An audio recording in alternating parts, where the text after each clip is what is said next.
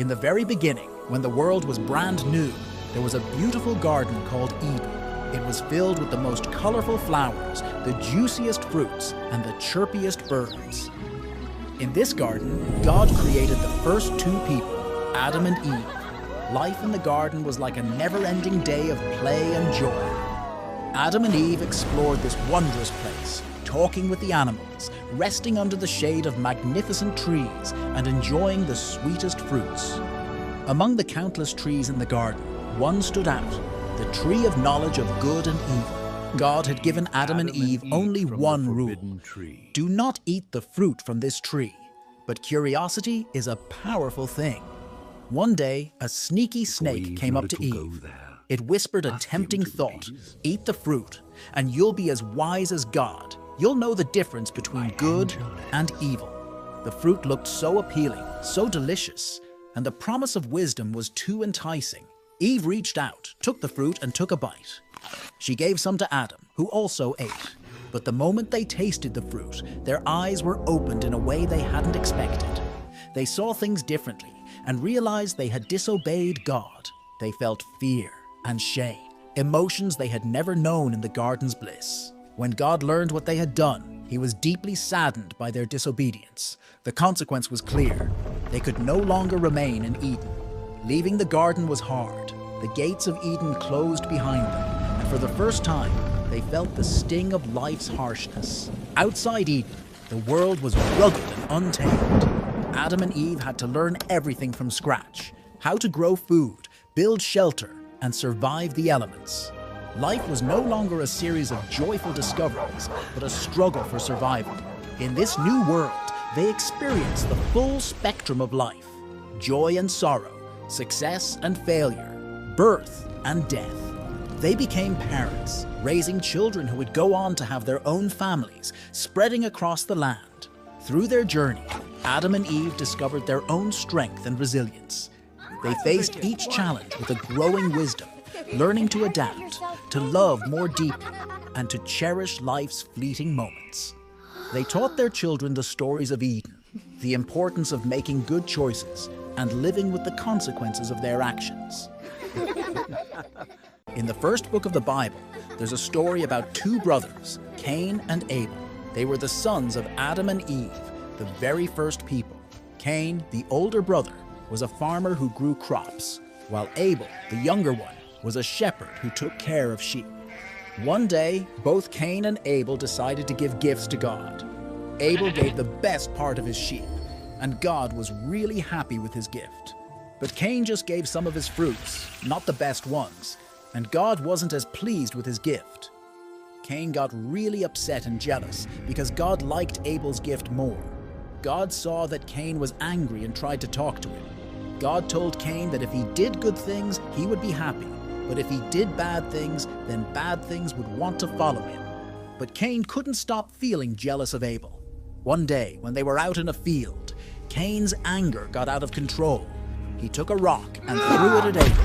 It hit so hard that Abel died from the impact. When God asked Cain where Abel was, Cain said, "I don't know where Abel is." But God knew what had happened. God told Cain that because he had killed his brother, life would be really hard for him from now on. He wouldn't be able to grow crops anymore, and he would have to move away and live in a different place. Cain expressed his concern that his punishment was too great to bear, and that others might kill him for his deed. In response, God put a mark on Cain to protect him, so that no one who found him would harm him.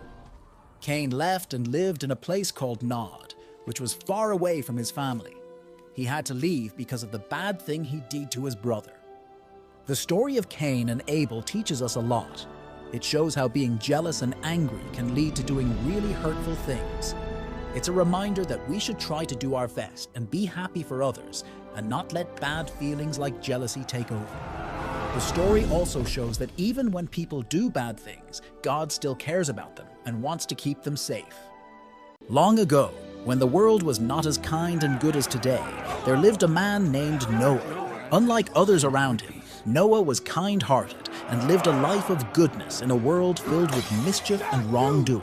The earth was filled with people who were selfish and cruel, causing harm and sorrow. But Noah was different. He cared for others and lived righteously, standing out in a world of trouble. One day, Noah received a special message from God. Saddened by the earth's state, God decided to send a great flood to cleanse it. However, God saw Noah's goodness and wanted to save him, his family, and the creatures of the earth. God instructed Noah to build a huge boat, an ark big enough for his family and a safe haven for animals. Despite disbelief and ridicule from others, Noah worked tirelessly, building the enormous ark. In an extraordinary event, pairs of every kind of animal began to arrive. Lions, elephants, birds, and even tiny insects. They came to the ark as if guided by a mysterious force, ready to be sheltered from the impending flood. Then the rain started. It grew from a drizzle to a torrential downpour, covering the earth in water. Safely inside the ark, Noah, his family, and the myriad of animals floated atop the rising waters. The ark was a crowded, bustling refuge, filled with the sounds of animals. Noah and his family took on the immense task of caring for them, ensuring each creature was fed and safe during their time on the ark. After weeks, Noah sent a dove to seek dry land, signaling that land was near and the waters were receding. Eventually, the ark came to rest on a mountaintop. As the waters slowly subsided, Noah opened the ark, releasing the animals and his family back into the world, fresh and renewed for a new beginning. To promise never to flood the earth again, God created a rainbow in the sky. In the Bible, there were two cities called Sodom and Gomorrah. These cities were filled with people who made very bad choices and didn't listen to anyone, not even God. God saw what was happening and was very sad. He decided that he couldn't let it go on anymore. But there was one good man named Lot who lived in Sodom with his family. God didn't want to hurt Lot because Lot always tried to do what was right. So God sent two angels disguised as men to Sodom. They went to Lot's house. Lot saw them and invited them in, being kind and hospitable. He didn't know they were angels at first, but he wanted to make sure they were safe in his city. But the people of Sodom saw these strangers and wanted to harm them. They surrounded Lot's house and demanded Lot to send the strangers out. Lot tried to protect his guests, showing he was a good man. They told him, "You need to leave this city with your family because God is going to destroy it for being so wicked." The angels told Lot to take his wife and two daughters and warned them to not look back once they left. So Lot and his family ran away in the middle of the night. They ran as fast as they could, away from the cities of Sodom and Gomorrah. Behind them, the sky lit up as fire fell, burning everything in those cities to the ground. It was like a giant fiery storm wiping away all the wrongdoings. Lot's wife, however, made a big mistake. Even though the angels told her not to, she looked back to see what was happening to the city. And because she didn't listen, she turned into a pillar of salt, stuck there forever. Lot and his daughters kept going, safe because they listened to the warning. They remembered not to look back and lived on, remembering the lesson of what happens when people choose not to do what's right. They learned the consequences of bad choices and the importance of listening and following guidance, especially when it comes from God. A long, long time ago in Egypt, there was a baby named Moses. He was born at a time when things were hard for his people, the Israelites. The Pharaoh, who was king in Egypt, was afraid of their increasing numbers. So he made an evil rule. All baby boys from the Israelites had to be taken away. But Moses' mom didn't want that to happen to her baby. So she came up with a brave plan. She put Moses in a basket and gently placed it among the reeds along the Nile River. The Pharaoh's daughter found the basket while she was bathing in the river. She felt sorry for the crying baby and decided to take care of him. So, Moses grew up in the Pharaoh's palace, like a prince of Egypt, even though he was really an Israelite. When Moses got older, he saw how badly the Pharaoh was treating the Israelites. They were forced to work hard and were often beaten. This made Moses upset, and one day, he killed an Egyptian guard that was beaten an Israelite slave. After this, he had to leave Egypt, so he ran away to a far-off land and lived there for many years. Then, something amazing happened. God spoke to Moses from a burning bush that did not burn up. God told Moses to go back to Egypt and ask the Pharaoh to let the Israelites go free. Going back to Egypt wasn't easy. The Pharaoh didn't want to listen to Moses. So God sent 10 plagues to convince the Pharaoh. There were frogs everywhere, bugs, and even darkness during the day. Finally, after the last and saddest plague, the Pharaoh agreed to let the Israelite people free. Moses led the Israelites out of Egypt, but their journey wasn't over. When they got to the Red Sea, the Pharaoh changed his mind and came after them with his army. But Moses trusted God. He stretched out his hand, and something incredible happened. The sea split in two, and the Israelites walked through on dry land. After they were safe, the sea went back to normal, and the Pharaoh's army couldn't follow them anymore. Moses and the Israelites were finally free. They traveled for a long time to reach a special mountain called Sinai. There, God gave Moses the 10 Commandments, which were important rules on how to live and be good to each other. Moses' life was full of adventures and miracles. He started as a baby in a basket and grew up to be a great leader who helped his people find freedom and showed them the way to live kindly and justly.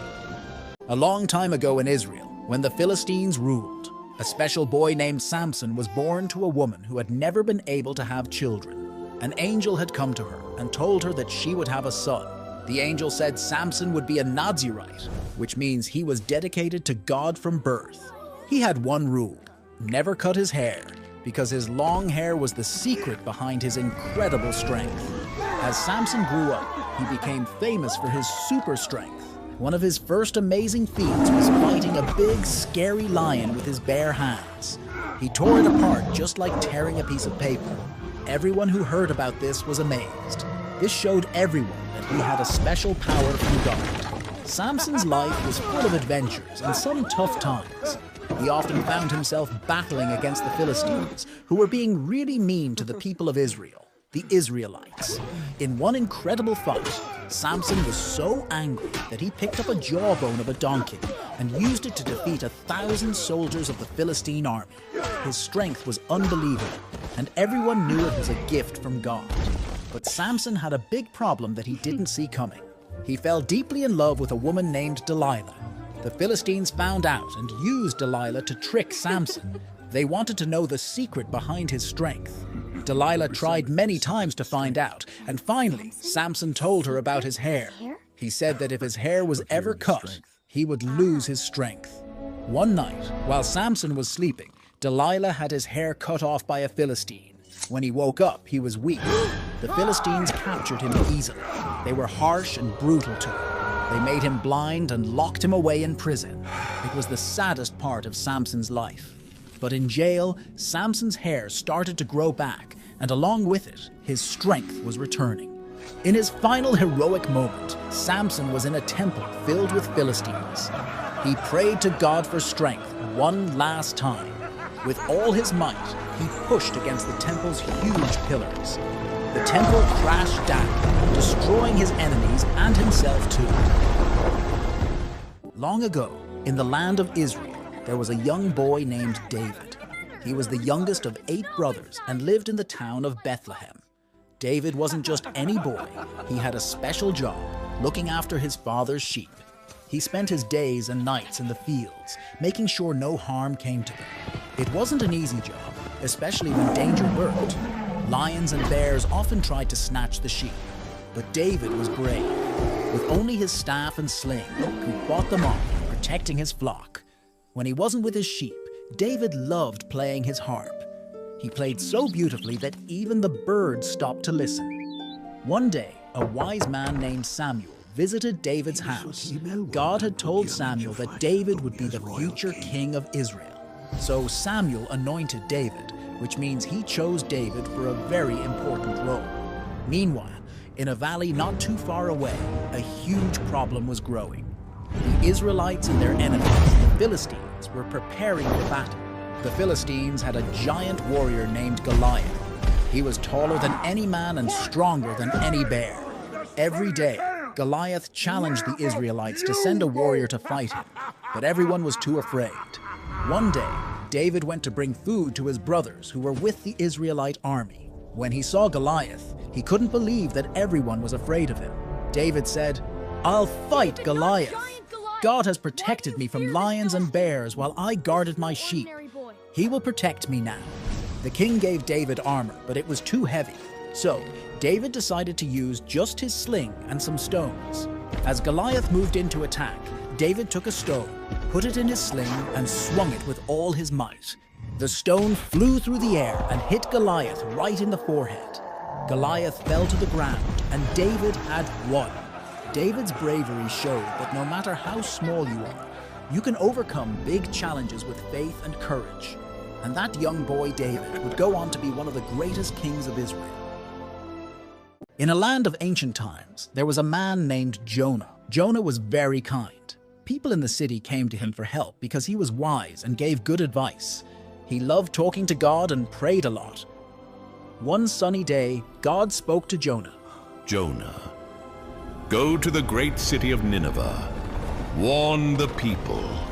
Turn away from evil, or the city will be destroyed." But Jonah was afraid and didn't want to go. Instead of going to Nineveh, Jonah boarded a ship to Tarshish, hoping to escape his daunting task. Out at sea, a fearsome storm erupted. The sailors, terrified, wondered who had brought this misfortune. Meanwhile, Jonah slept below deck, unaware of the danger. The sailors cast lots to find the cause of the storm, and the lot fell on Jonah. He confessed, "I am running from God's task. Throw me into the sea, and the storm will cease." Reluctantly, the sailors threw Jonah into the raging sea. In the deep, Jonah was swallowed by a giant whale. Inside, it was dark and damp, a strange room. Jonah prayed earnestly, realizing he could not hide from his duty. He promised to fulfill God's command if he was saved. After 3 days, the whale spat Jonah out near Nineveh. Jonah was thankful and knew it was time to complete his mission. Jonah walked through Nineveh, a city of people who were wicked and did not believe in God. He warned them, "In 40 days, Nineveh will be destroyed unless you change your ways." He told them all about the story of the ship and the whale. The people listened to Jonah and started to change, turning from their evil deeds. When 40 days had passed, Jonah camped out in the desert to see what would happen to the city. The people of Nineveh now believed in God and repented. God saw their change of heart and did not destroy the city. After Nineveh was saved, Jonah felt upset. He couldn't understand why God spared a city that had been so bad. God wanted to teach Jonah about caring. So God made a special plant grow to give Jonah shade from the hot sun. Jonah liked the plant a lot. But the next day, God let a worm eat the plant, and Jonah was very hot and unhappy. God asked Jonah, "Do you care about the plant?" Jonah said yes. God then said, "You care about a plant, but I care about all the people in Nineveh, especially the children and animals. They made mistakes but deserve a chance to be better." The story of Jonah teaches us about being kind and forgiving. Even when people do bad things, they can change and be good again. In the lands of ancient Babylonia, there was a man named Daniel. He was known for his wisdom and his unshakable faith in God. 3 times every day, Daniel would open his window and sit down on his knees in prayer. He lived in Babylon, a grand city where he served King Darius, a ruler of great power. Daniel was so good at his job that the king wanted to put him in charge of the whole kingdom. But not everyone was happy about this. Some of the other leaders were jealous of Daniel. They knew he was loyal to his God and prayed to him 3 times a day. So they made a sneaky plan. They went to King Darius and convinced him to make a law that for 30 days, no one could pray to any god or human except to the king. They knew this was one law Daniel would never follow. Daniel, upon hearing this decree, did not change. With the windows of his chamber open, he knelt and prayed, just as he always had. The officials, lurking like shadows, caught him in the act and brought him before the king. King Darius, distressed, realized he had been tricked into condemning his most trusted advisor. Yet, the law of the Medes and Persians could not be revoked. With a heavy heart, he ordered Daniel to be cast into the lion's den, hoping in some way his God would save him. The lions, mighty and fearsome, roared and paced. But as Daniel stood among them, a serene calm enveloped him. He spoke softly to the beasts, his voice a steady beacon in the darkness. All night, King Darius walked around in his palace, struck with worry. At the first light of dawn, he hurried to the den and called out anxiously for Daniel. O king, my God sent his angel, and the lions have not hurt me. Overjoyed, King Darius commanded that Daniel be lifted from the den. Not a scratch was found on him, for his faith had protected him. Then, in a turn of justice, the king ordered those who had conspired against Daniel to be thrown into the lion's den. This time, the lions did not hold back, and the conspirators met a swift end. King Darius issued a new decree, declaring that in every part of his kingdom, people must respect Daniel's God. His story teaches us about staying true to our beliefs, even when it's hard, and how faith can bring us through the scariest times. In the quiet town of Bethlehem, a child named Jesus was born to Mary, a simple maiden, and Joseph, a humble carpenter. This was no ordinary birth. Prophets had foretold his coming, heralding him as the Messiah, the beacon of hope and light for mankind. As whispers of this miraculous birth spread, King Herod, feeling his throne was at risk, ordered a brutal massacre of innocent children. Guided by divine dreams, Mary and Joseph fled with baby Jesus to Egypt. As a boy, Jesus already displayed an uncanny wisdom. At just 12, he debated scriptures with temple scholars, leaving them in awe. However, it was only at the age of 30 that he began his transformative public ministry. He chose 12 diverse disciples, from fishermen to tax collectors, to accompany him on a mission that would alter the course of history. The miracles he performed were astounding. He healed the sick, gave sight to the blind, turned water into wine, and even raised the dead, proving his divine power. His teachings, rooted in love, forgiveness, and faith, drew massive crowds. He spoke in parables, using simple stories to convey profound truths, making the divine relatable. But his rising influence was perceived as a threat by religious leaders and the Roman establishment. They conspired against him, manipulating one of his closest disciples, Judas, to betray him for a mere 30 silver coins. The events that followed were swift. Jesus faced false accusations, was handed over to Pontius Pilate, and against Pilate's own judgment, was sentenced to death by crucifixion. On the cross, after enduring hours of pain and ridicule, Jesus uttered the poignant words, "Father, forgive them," showcasing his boundless love and mercy. His body was taken and laid in a tomb, sealed by a large stone. 3 days later, the tomb stood empty. Jesus, resurrected, appeared to his disciples and many others over 40 days, reinstating his teachings and emphasizing the importance of faith. He then ascended to heaven, but not without leaving behind the promise of the Holy Spirit, a divine guide for all believers that would later become the bedrock of Christianity.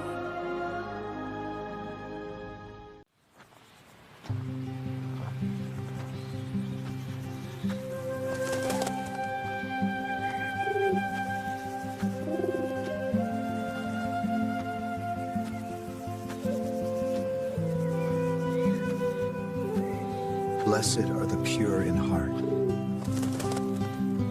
for they shall see God.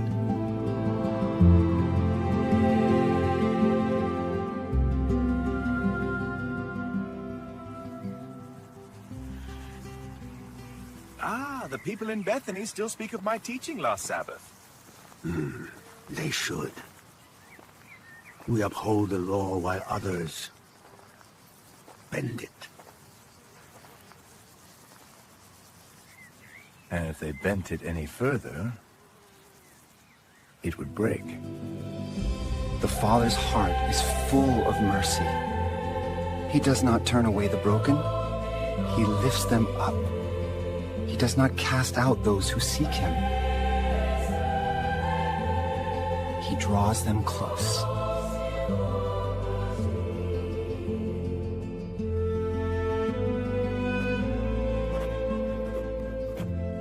Is that not Jesus? The teacher from Nazareth? Him again. Let us see what sort of teaching he offers today.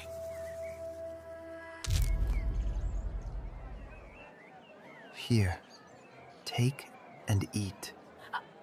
I thank you.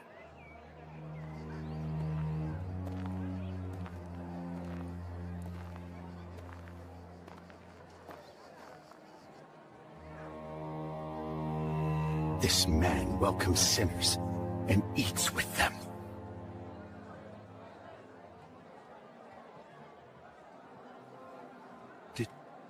Did he hear us? Impossible. He looked right at me.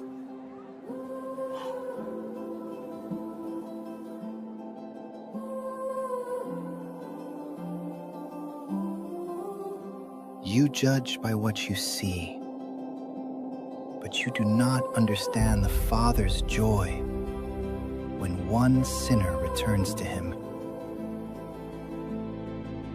John, quick. This is going to be good.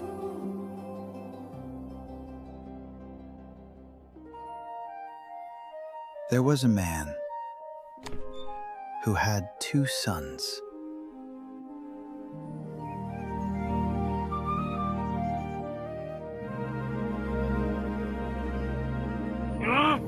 Come on, move!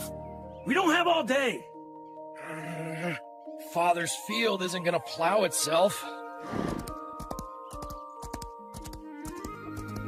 Good morning, Father! Good morning, my child.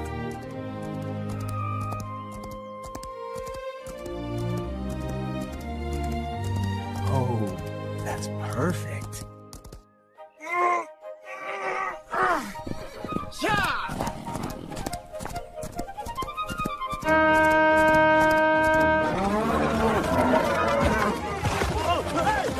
Stop! I said stop! Of course.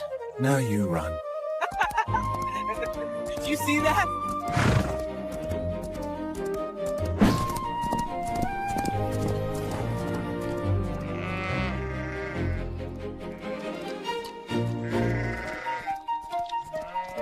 Coming through! Man!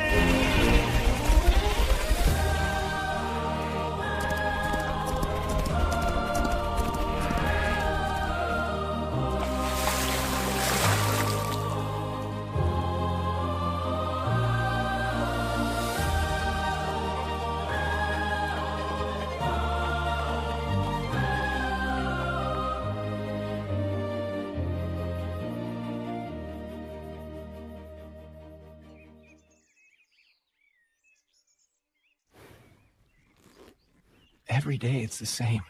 Work, work, work. My father's always telling me what to do, where to be, how to live. But out there has to be more than this. I'm sick and tired of feeling like my whole life is already decided.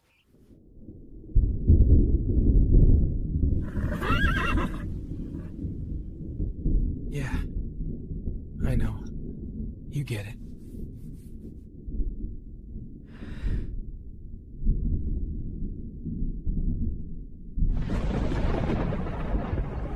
Oh no. Wait!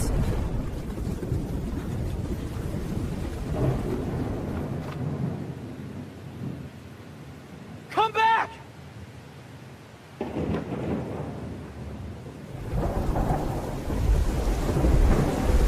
Oh, come on!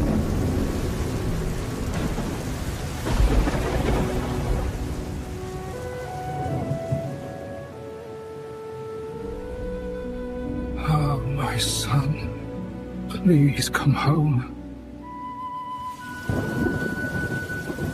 The younger one said to his father, Father! My son! Give me my share of the estate. so he divided his property between them.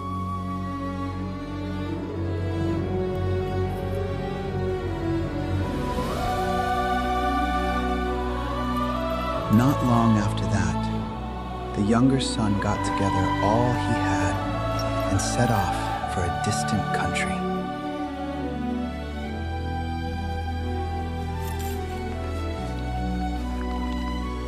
Foolish. Let him waste it.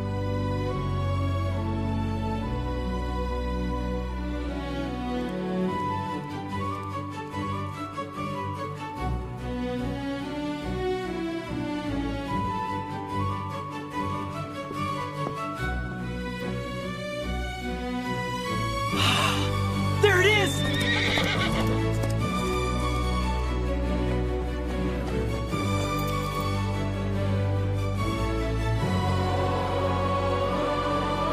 It's incredible.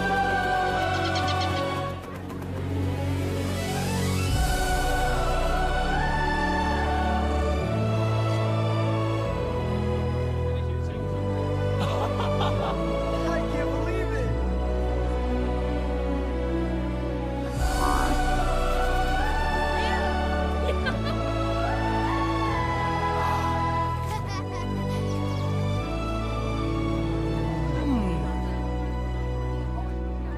Wow.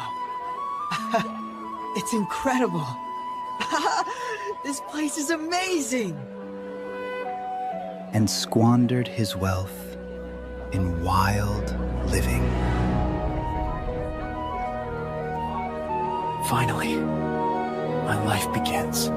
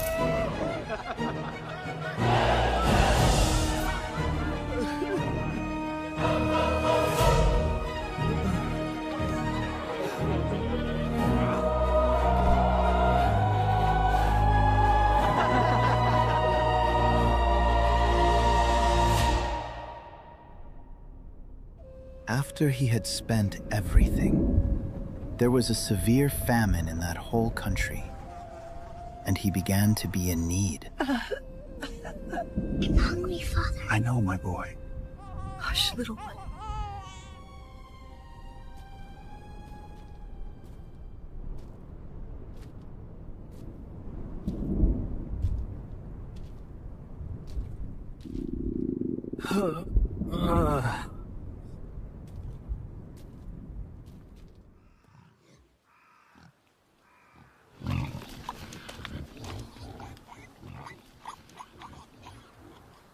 So he went and hired himself out to a citizen of that country, who sent him to his fields to feed pigs.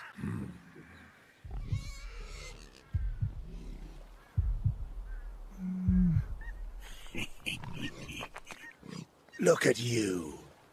Fine robe turned to rags. Yeah, sir.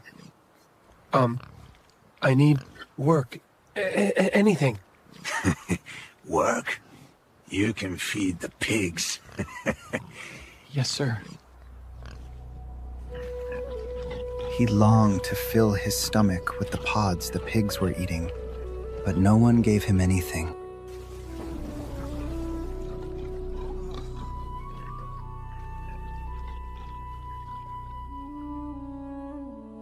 When he came to his senses, he said, How many of my father's hired servants have food to spare?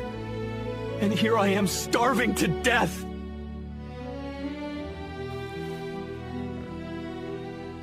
I will set out and go back to my father and say to him, Father, I have sinned against heaven and against you.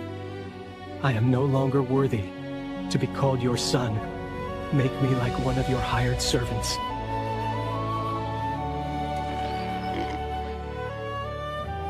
So he got up and went to his father.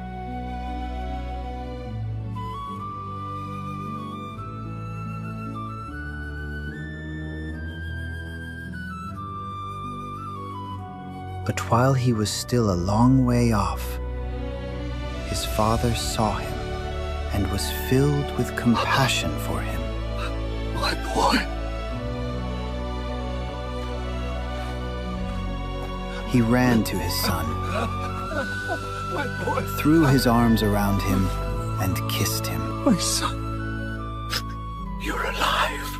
The son said to him, Father, I have sinned against heaven and against you. I am no longer worthy to be called your son. But the father said to his servants, Quick! Bring the best robe and put it on him! Put a ring on his finger and sandals on his feet! Bring the fattened calf and kill it! Let's have a feast and celebrate! For this son of mine was dead and is alive again. He was lost and is found.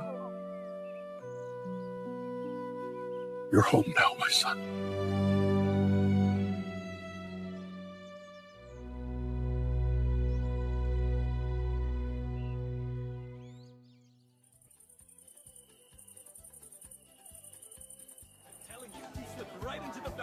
Robes and all! So that's why he arrived drenched. I thought it was a new fashion. Have some fruit. Thank you. No worries. Son, I'm so happy you are back home. Thank you. Do I really deserve this? After all I've done. Son, I know. We all make mistakes. You've come back. That's what matters.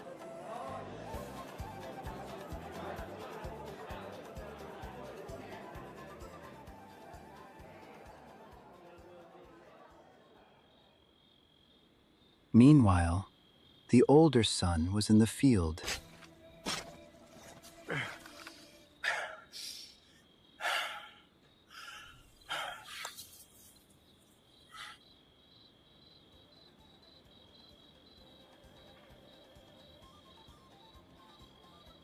When he came near the house, he heard music and dancing.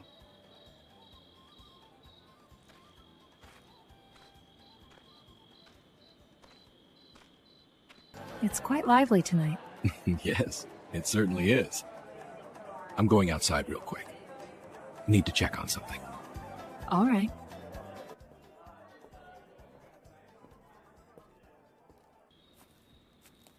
So he called one of the servants and asked him what was going on. Hey!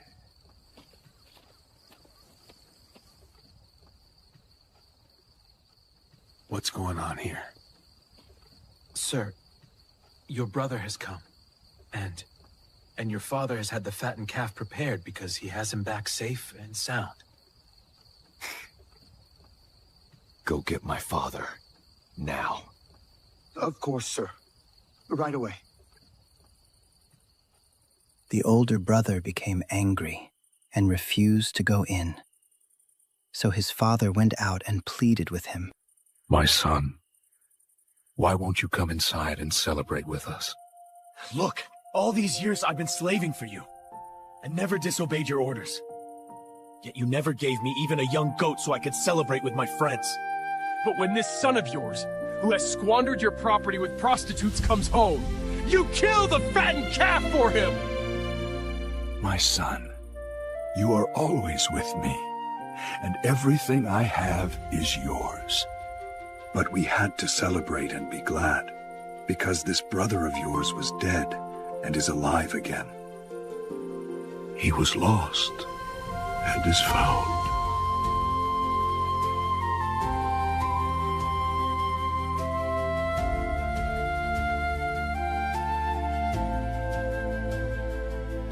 In the same way, God will celebrate when you turn back to Him.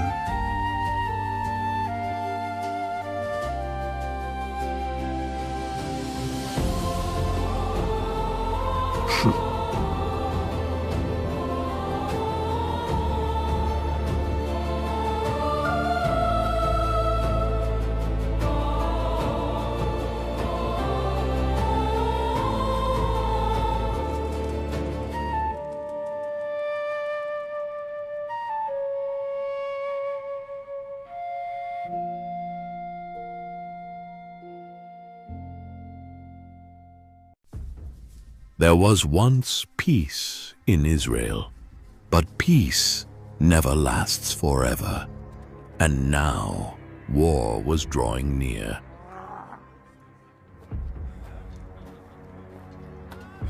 I still can't believe it. The Philistines, attacking our land. I just want to go home.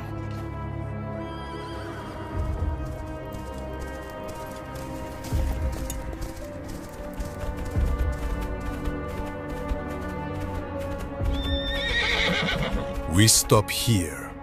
Tomorrow, we crush them.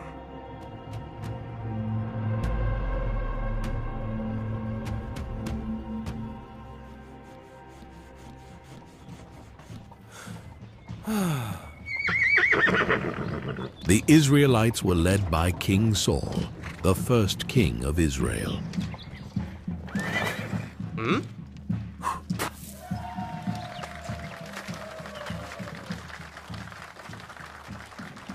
Even though King Saul received a warm welcome from his soldiers, he was very worried.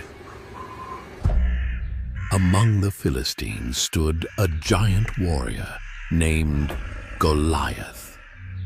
Goliath struck fear into the hearts of even the bravest men. Every morning, Goliath would go to the front lines to challenge the Israelites.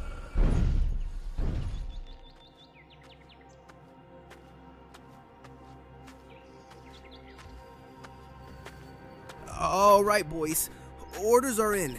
We're heading to the front lines. No Philistine gets past the valley. Hello, boys. Oh my God. He's massive. What kind of man is that? They call me Goliath. You'll call me Death. He's not a man. He's a monster. Send a man to fight me. If he falls, all of Israel bows down to me. We need backup, now!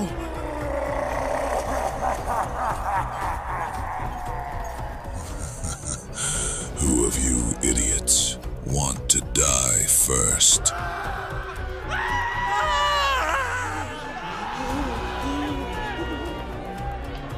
Boom!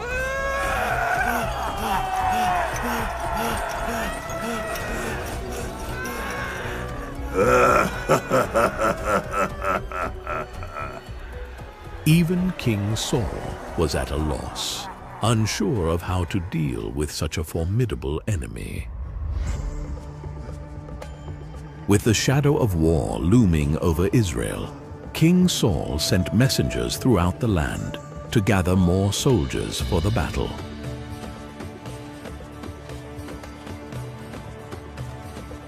One of these messengers arrived in Bethlehem, where an elderly man named Jesse lived with his 8 sons.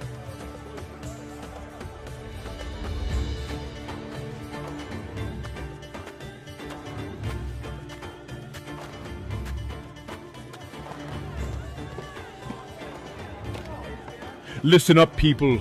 War is upon us. King Saul calls every man to battle. Who among you will fight the Philistines? We will stand with King Saul against the Philistines. Eliab.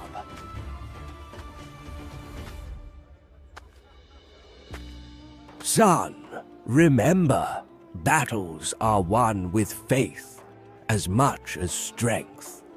This is my chance to finally prove myself, Father. Ha! David, the youngest son, watched as his brothers prepared to leave. He wished he could go with them, but he knew he had to stay behind because he was too young to fight. The next morning, David's brothers joined the messenger and left for King Saul's camp. They were ready to face the Philistines and defend Israel.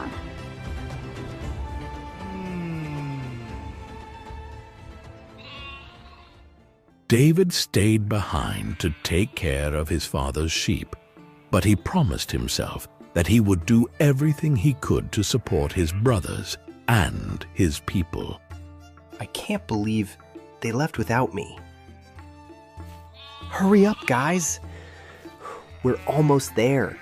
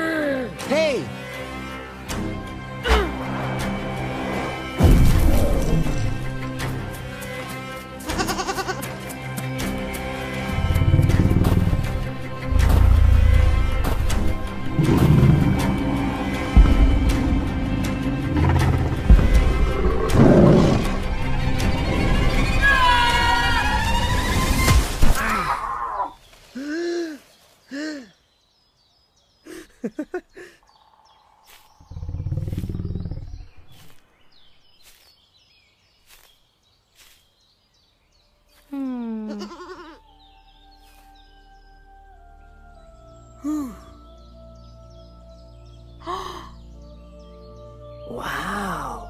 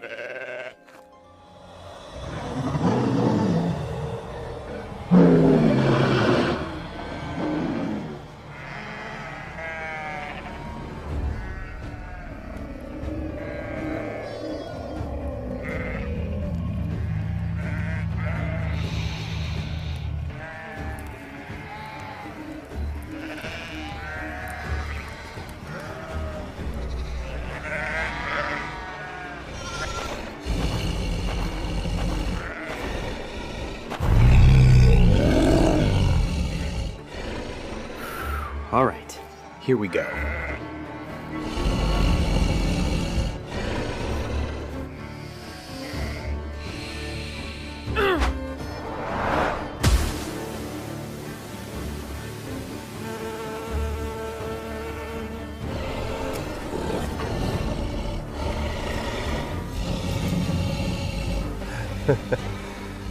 Guess even bears don't like bees.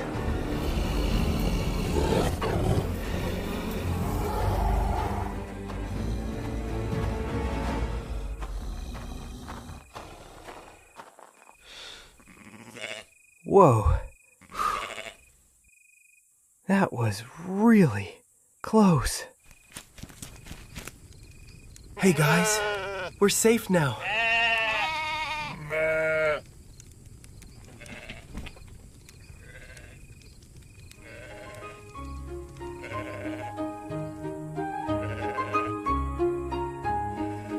In the fields with the sheep, with my harp I will weep, songs to praise your name, in your love I remain.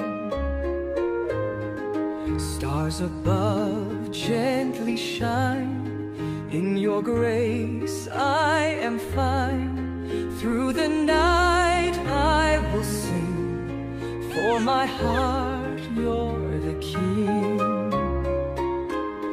Oh my God, you are near, in my soul there's no fear, with my harp I will play, devotion in your name. When the lion draws near, I will stand without fear, by your hand I am strong, in your strength I belong. Oh. When the lion draws near, I will stand without fear, by your hand I am strong, in your strength I belong. In the stillness I hear your soft whisper is near. With this song I proclaim all the wonders of your name. Oh my God, you are near, in my soul there's no fear, with my harp I will play, devotion every day.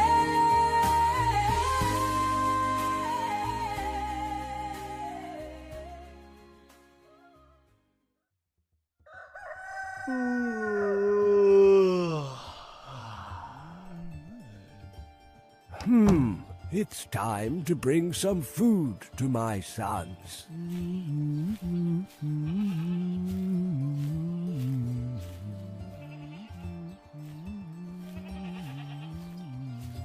I hope he's somewhere close.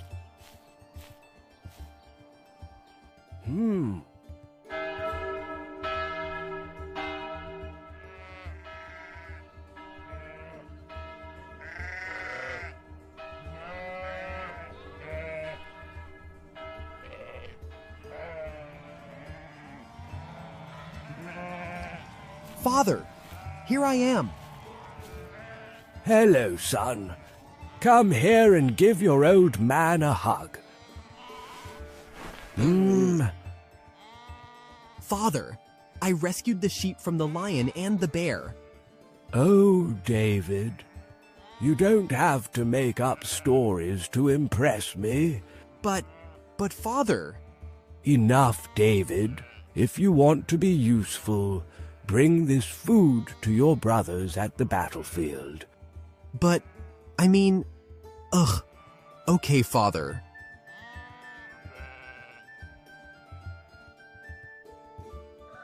Early the next morning, David left the sheep in care of another young shepherd boy. Goodbye, David. Good luck on your journey. Thanks, Sam. Catch you later.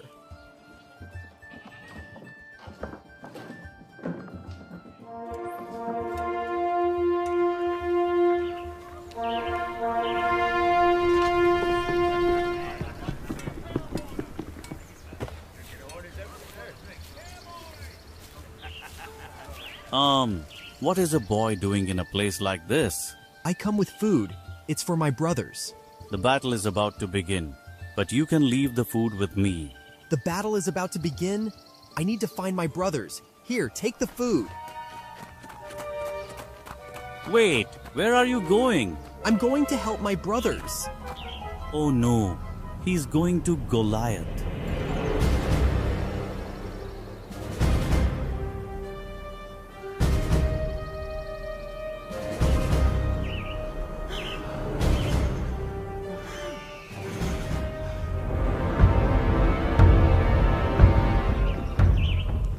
Sharpen your blades, men.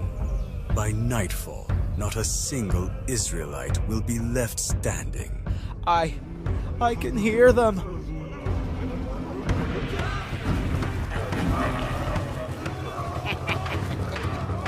Oh no, it's Goliath. He's coming.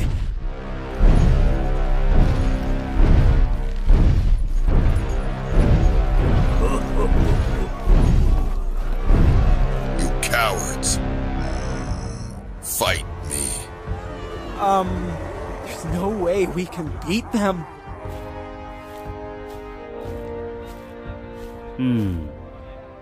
Who are you? Me? Who is this Philistine? And why is no one fighting him? Oh, you can't fight a man like that. No one can. But we have to do something.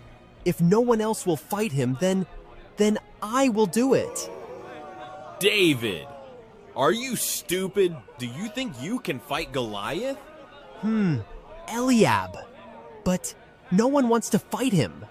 Oh, you stupid little boy. Of course no one wants to fight him. He's a giant. I know he's a giant, but I trust that God will protect me.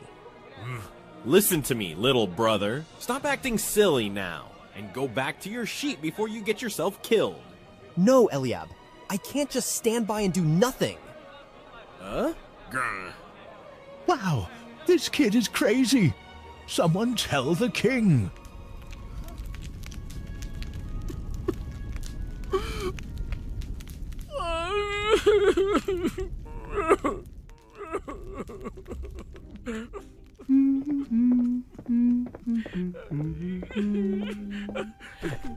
King Sid, are you crying? No, of course not. If you want someone to talk to, I could... I'm not crying. Why are you here? What you want? My king, there's someone outside. Someone who says they're willing to fight Goliath. What? Well, send for this brave warrior at once. Yes, my king, right away.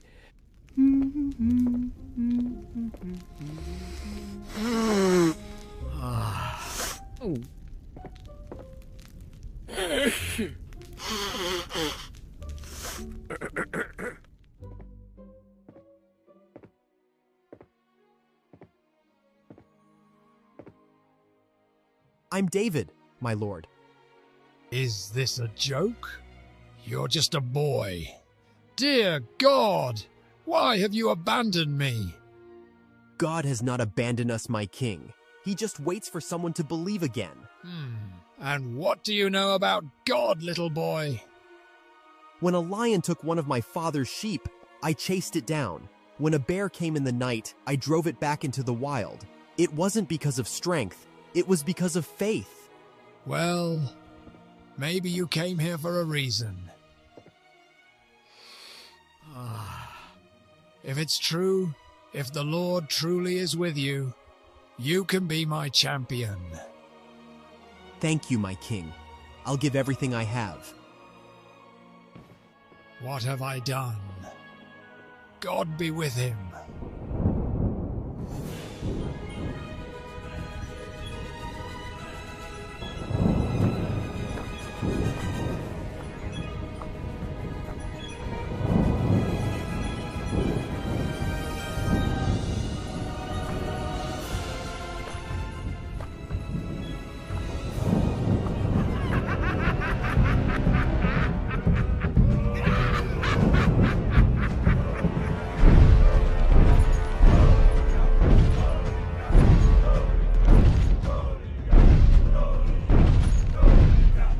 Father, even though I walk through the valley of the shadow of death, I will fear no evil, for you are with me. Samuel, rise and anoint him, for he is the one.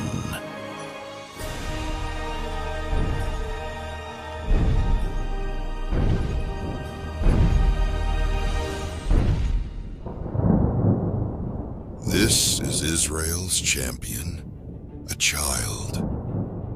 Don't you know who I am? I know your name, your fame, and your pride, but I don't fear you like the others do. Is that so? I'll break you, bone by bone, and leave what's left of you for the birds.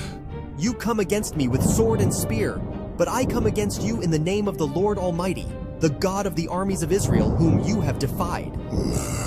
You fool! Your God has sent you to die. No. This day, the Lord will deliver you into my hands, and the whole world will know there is a God in Israel.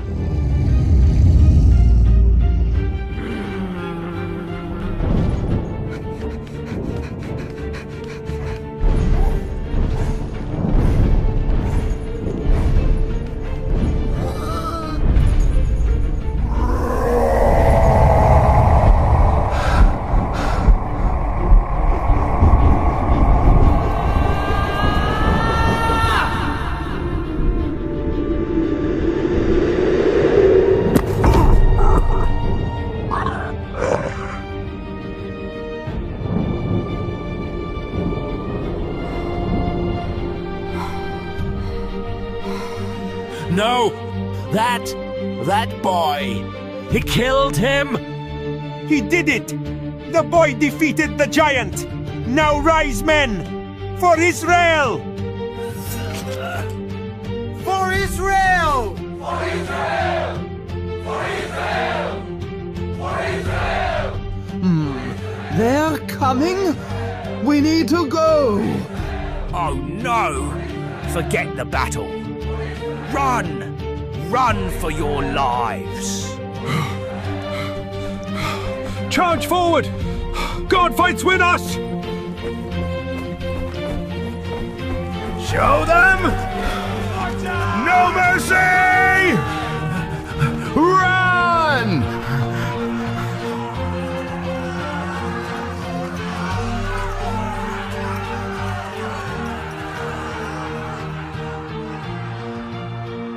And so, the story of Goliath was over. But the story of David had just begun.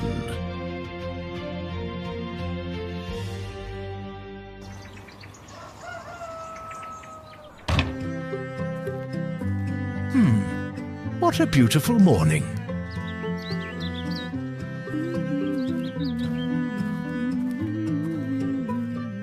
In the quiet village of Nazareth, two hearts dreamed simple dreams, unaware of the extraordinary destiny that awaited them. Huh? Here you go, Eli. Take this. Thank you, Mary. You're always so nice. You're very welcome. Be careful on your way home. I will. I wonder what Joseph is up to. Good morning, Joseph. Ow. Good morning, Mary. That looks wonderful. Is it for the festival? Oh, this? Yes, I thought the children might enjoy it. How thoughtful of you, as you always are. Well, I better be going now. See you around. I must be the luckiest man in Nazareth.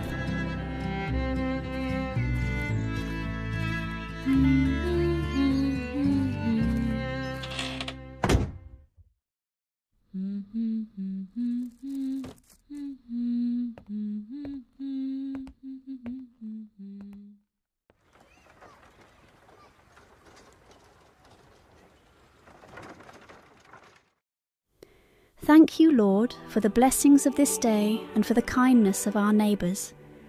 Watch over Joseph and guide us in your ways. Greetings, favoured one. The Lord is with you. Who are you? Do not be afraid, Mary. I am Gabriel, a messenger of God. You have found favour with him. Of God? What does he ask of me? You will conceive and give birth to a son, and you are to call him Jesus. He will be great and will be called the Son of the Most High. His kingdom will never end. But how can this be, since I am not yet married? The Holy Spirit will come upon you, and the power of the Most High will overshadow you. So the Holy One to be born will be called the Son of God. Even your cousin Elizabeth is expecting a child in her old age, for nothing is impossible with God. I am the Lord's servant. May everything you have said about me come true. May peace be with you, Mary. Elizabeth, I must go see her. And so, with faith and courage, Mary's extraordinary journey began, a path that would change her life and the world forever.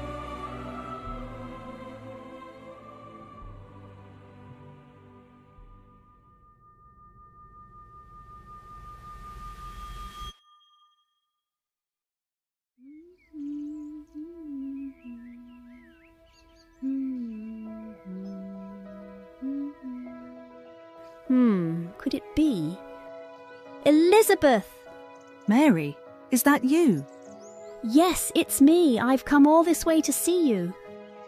Oh, Mary, the moment I heard your greeting, the baby within me leaped for joy. Truly? Then it's all true. Blessed are you among women, and blessed is the child you will bear. How honoured am I that the mother of my Lord should come to me.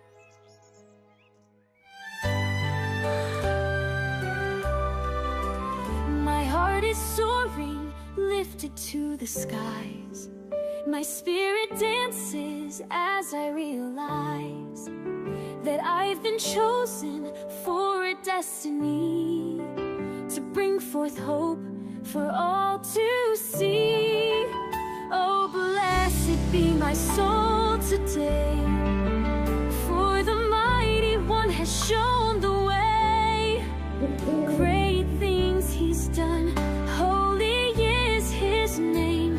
Forever and ever his love will reign. His mercy flows like a river wide on those who trust him and abide. He scatters pride and brings down kings, but lifts the lowly on eagle's wings. Oh, blessed be my soul today, for the mighty one has shown the way. Great things he's done, holy is his name. Forever and ever his love will reign. He fills the hungry with finest things, the rich depart with empty rings.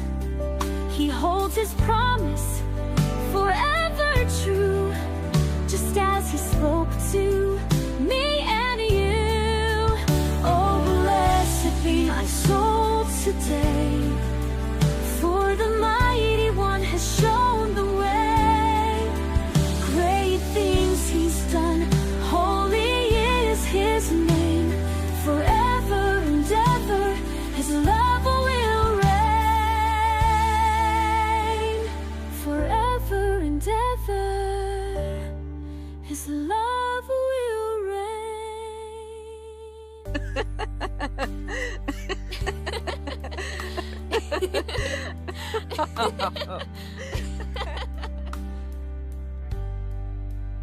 Mary stayed with Elizabeth for 3 months, a time of mutual support and shared joy as they prepared for the roles they were destined to fulfill.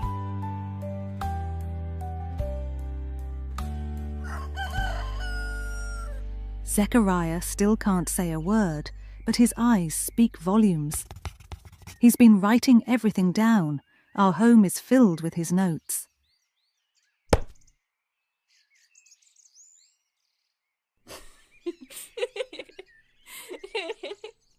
I can only imagine. And how are you feeling, Elizabeth? Grateful and a bit tired, but every moment is a blessing. And you, Mary? How are you holding up with all this wonder? At times it feels overwhelming, but then I remember that we're part of a greater plan. It brings me peace. You are wise beyond your years. Remember, Mary, you are never alone on this journey. Elizabeth, I must return to Nazareth. Joseph must be wondering about me. Go with God, dear Mary. We'll see each other again soon. I'm sure of it. Thank you for everything. May the Lord bless and protect you.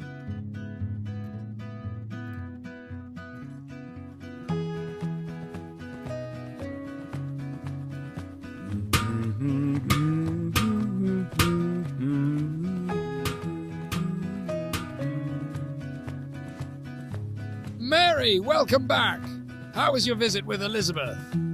Good day, Gideon. It was wonderful, thank you. Mary! Mary! Sarah! You were gone for so long. I missed you. I missed you too, Sarah. Very, very much. I know someone who has missed you even more. He has been so sad. Really? And who might this be? I can't tell you. It's a secret. Could it be Joseph? Well, I'll better go see for myself then.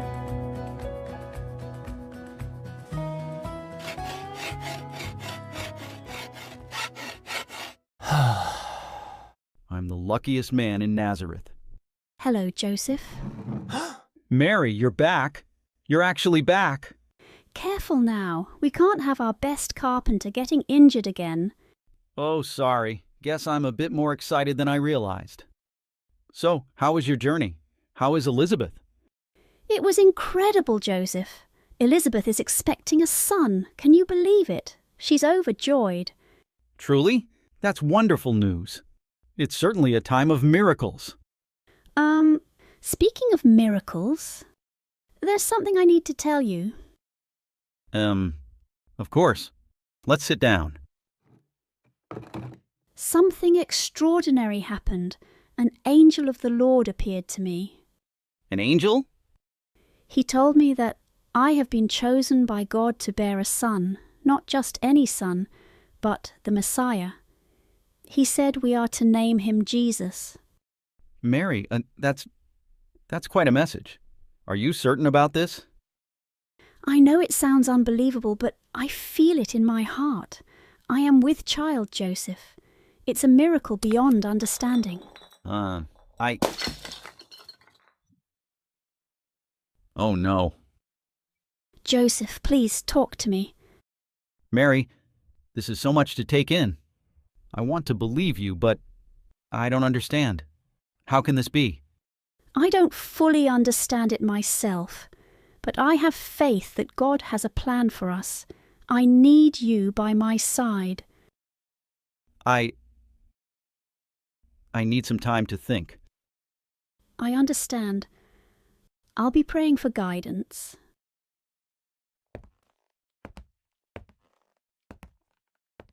Joseph, no matter what happens, please know that I care for you deeply.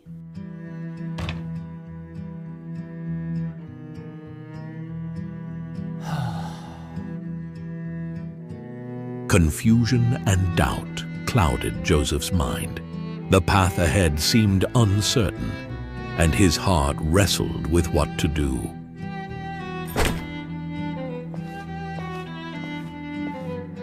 God, I don't know what to do. I care for Mary, but this news, it's overwhelming. Please, God, just give me a sign.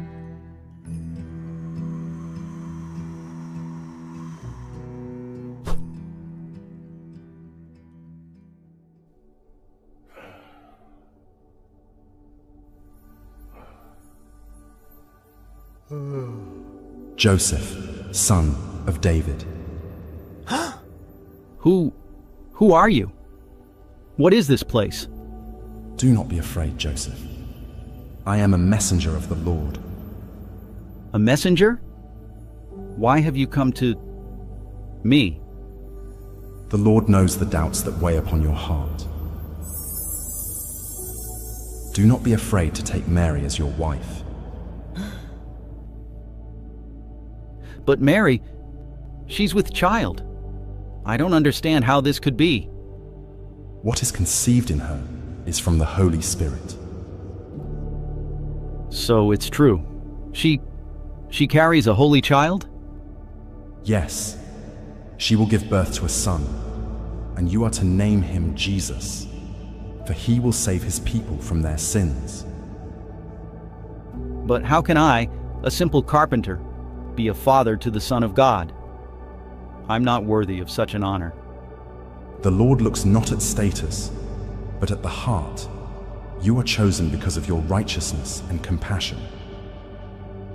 I've always tried to live a just life, but this, it's so much more than I could have imagined.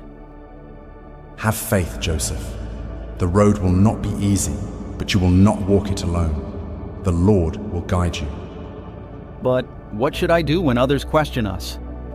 How can I shield Mary from shame? Walk with integrity and trust in God's plan. The truth will reveal itself in time. For now, go forth with courage. I will do as the Lord commands. I will stand by Mary and protect her and the child. Blessed are you among men. Your name will be remembered for generations to come. Thank you. Your words have eased my heart.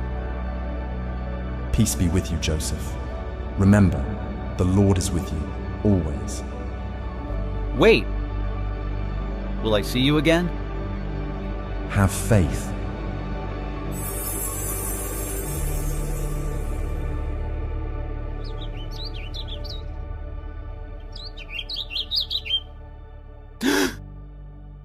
Mary.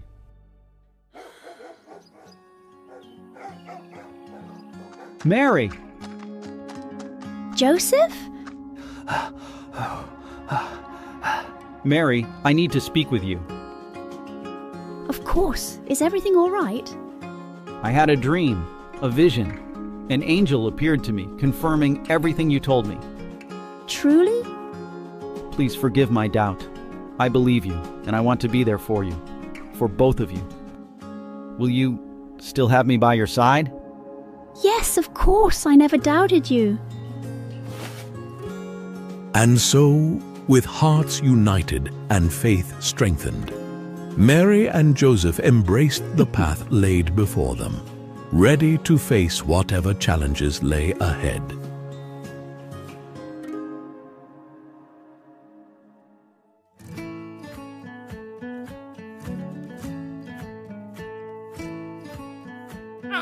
Apples, the best tasting apples in Nazareth. Goats, sheep, small ones, big ones. Extra good offer on this old thing. Only today. What do you think of this one? Do you like the color? Mm-hmm.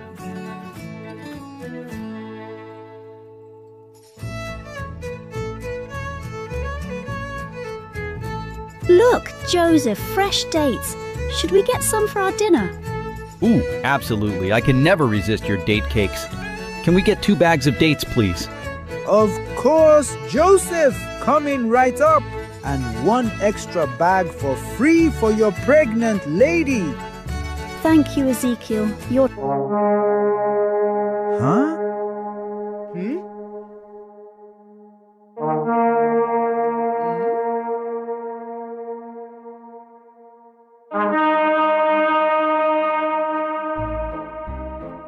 It's the Romans.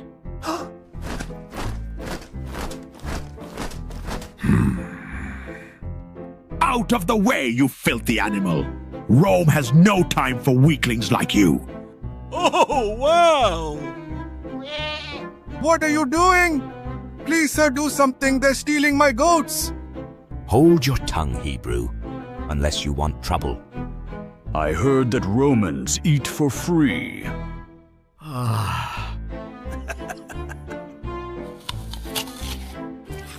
Why are they here? These Romans, they think they own us. Jacob, our taxes, did you pay them? Did you?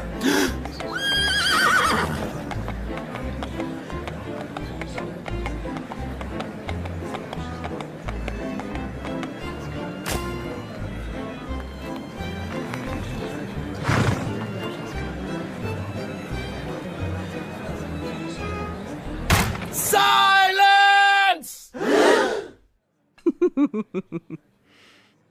By decree of Caesar Augustus, a census shall be taken of the entire Roman world. Are they really expecting everyone to leave home? All must return to their ancestral towns to be registered and taxed accordingly. This is mandatory and shall commence immediately. That means I'll need to return to Bethlehem. It's where my family's from. Bethlehem. That's quite a journey, especially now. Ah, Joseph, Mary, looks like we all have some traveling ahead of us. Indeed, Simon. But are you prepared for such a trip? As ready as these old bones will ever be.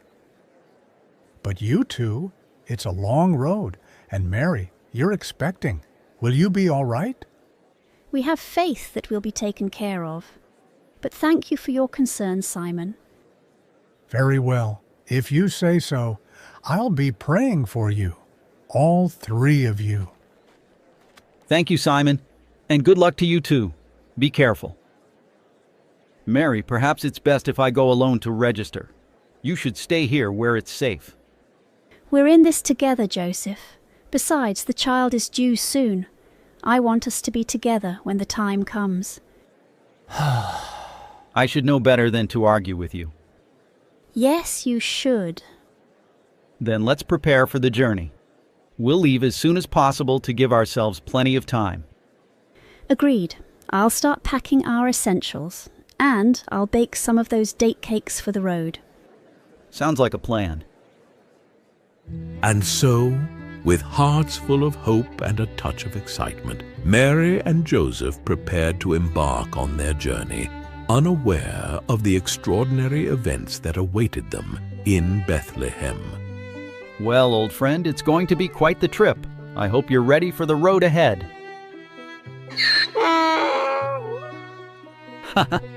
Don't worry, we'll take it slow. Just you, me, and Mary. Together, we'll make it to Bethlehem. Lord, guide our steps and keep us safe. Thank you for the blessings you've given us. Well, I think that's everything. How does that feel, Reuben? Not too heavy? Thank you so much, Reuben. We couldn't make this journey without you.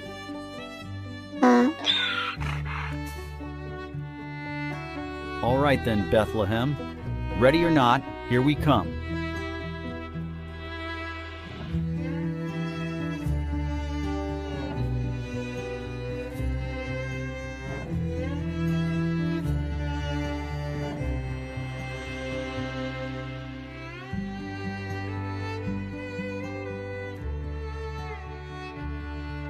See that cliff over there? I remember climbing it as a boy.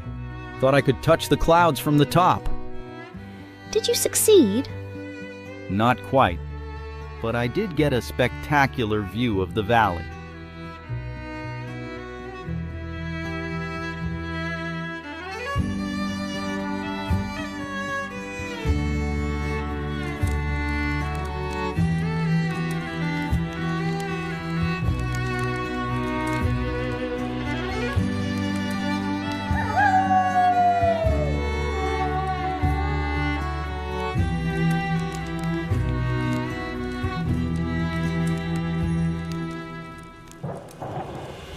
Mary, we need to hurry and find cover before it gets worse.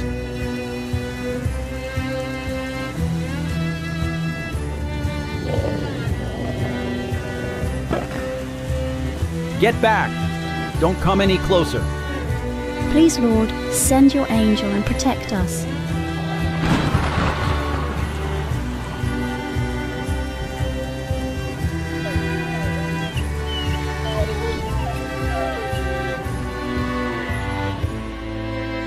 Joseph, perhaps we should rest again soon. We're getting close, but you're right, maybe a short break wouldn't hurt. Look, Joseph, there it is.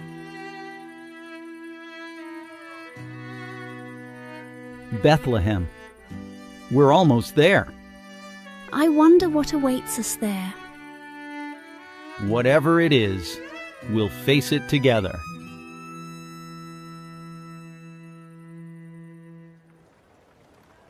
Stay close, Mary. It's quite busy.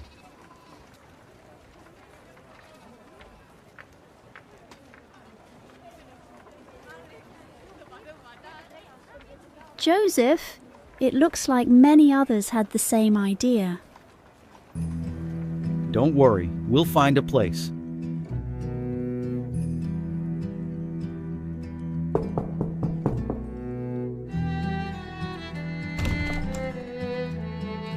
Can't you people read?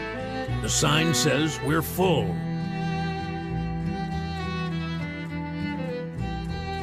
Sorry, we're full, and you don't look like you could afford it anyways. Good evening, sir. We seek a room for the night. My wife is... God help me! For the 100th time, we are full! Sorry for disturbing you this late, sir. We're full, and you should clean yourself up if you want to find somewhere to stay. Good evening, sir. We're looking for a place to stay for the night. I'm expecting our child soon, and this is the only inn we haven't tried yet. I'm truly sorry, but we're completely full. The census has every room occupied. We understand. Thank you for your time. Wait a moment. There is a couple right outside of town. They are very kind and hospitable. You should try there. Just keep walking forward, and you won't miss it. Thank you, sir. We'll do that.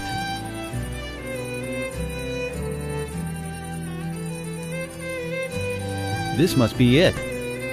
Last chance.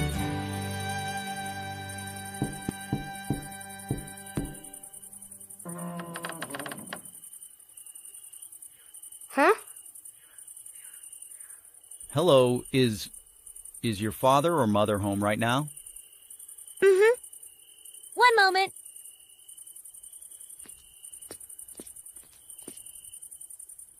Dad, there's someone at the door. Hello there. How can I help you?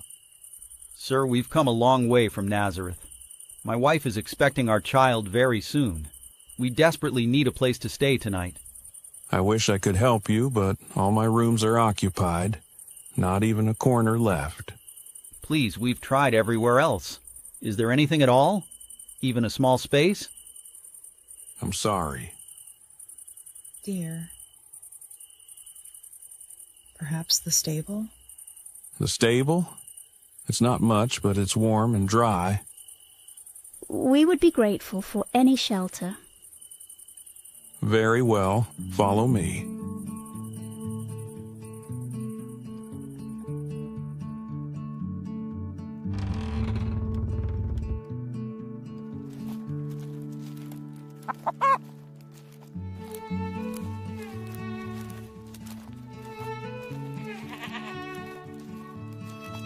Here, dear, some fresh linens and blankets. We'll bring you some hot water and food. Thank you both so much. You've been very kind. Oh, it's the least we can do. Let us know if you need anything else.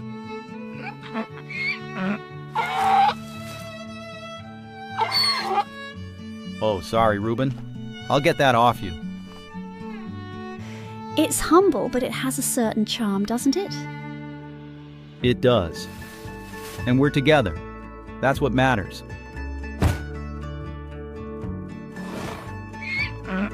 Thank you for everything, Reuben. You can rest now.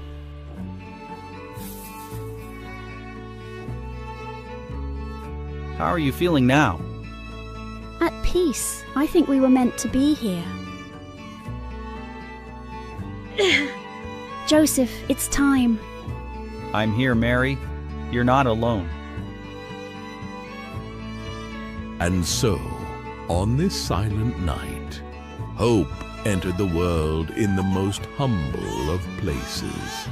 A gift of love, destined to bring light to all.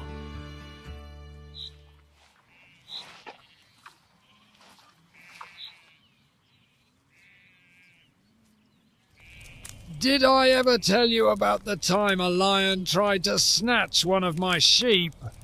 Only 100 times, and each time the lion gets bigger. Next thing we know, it'll be a dragon. Fine.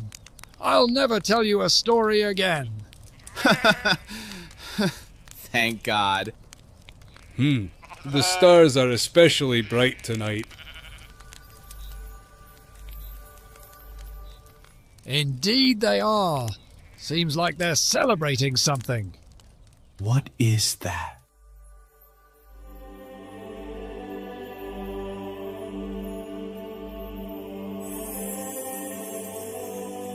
Do not be afraid.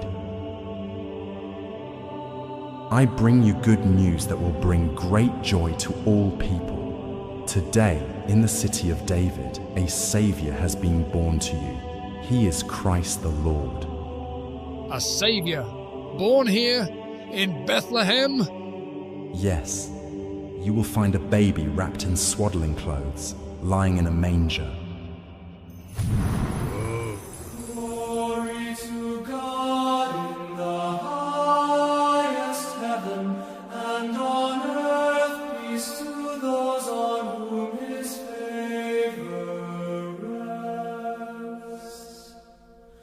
Glory to God in the highest heaven, and on earth peace to those on whom his favor rests. Glory to God in the highest heaven, and on earth peace to those on whom his favor rests. Glory to God in the highest heaven, and on earth peace to those on whom his favor rests. On earth peace to those on whom his favor rests. Can this truly be happening? It's a miracle. Peace to those on whom his favor rests. Glory to God in the highest heaven, and on earth peace to those on whom his favor rests. We must go to Bethlehem and see this child the Lord has told us about. Yes, let's hurry and go at once. Glory to God in the highest heaven, and on earth peace to those on whom his favor rests. And on earth peace to those on whom his favor rests. He's perfect. Welcome to the world, Jesus.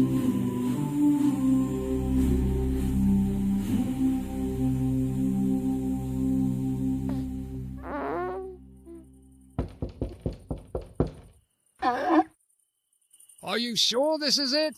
This old stable? I'm sure. The star led us here.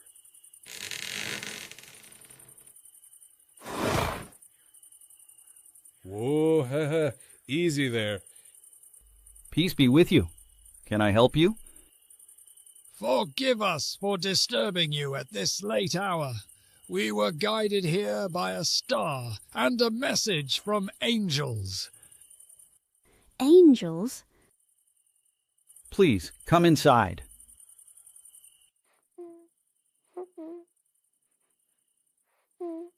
It's just as they said, a child wrapped in swaddling clothes and lying in a manger. We brought gifts. They're humble, but we offer them with all our hearts. It's one of my favorite flutes. Thank you. Your kindness means so much to us.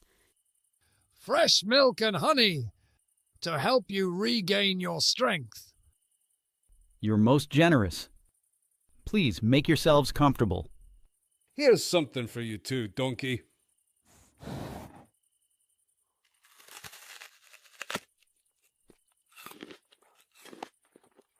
The angels told us that this child is the Savior, Christ the Lord.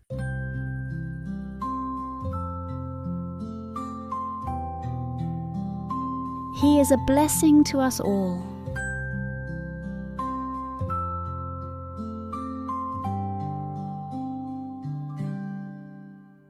Sleep, holy child, rest your eyes. Underneath the starry skies, angels guard you from above, wrapped in everlasting love.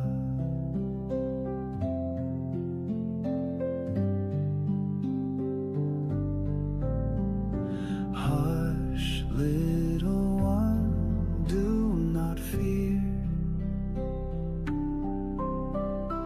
Heaven's light is shining near. Stars will twinkle while you rest, held against your mother's chest. The star shone brighter and brighter, and then the angel appeared to us. And then the angel told us, do not be afraid. It was beautiful. Hundreds of angels appeared and sang together. And Eli started crying. I did not.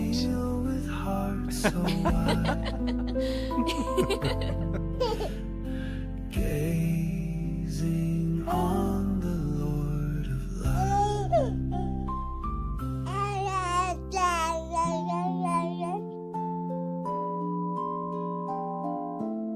In this humble stable, strangers became friends, united by the wonder of a promise fulfilled.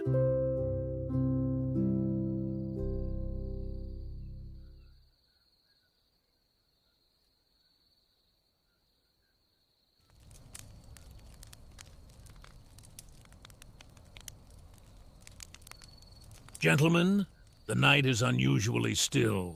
Can you feel it? Indeed. There's a sense of anticipation in the air, as if the very heavens are holding their breath. Look there.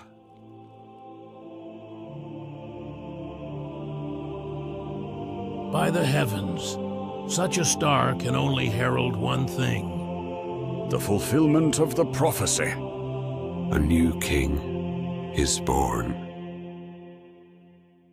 A long, long time ago, in the land of Uz, there lived a man named Job. He was blameless and upright, fearing God and shunning evil. Job was blessed with great wealth and a large family. He had 7 sons and 3 daughters.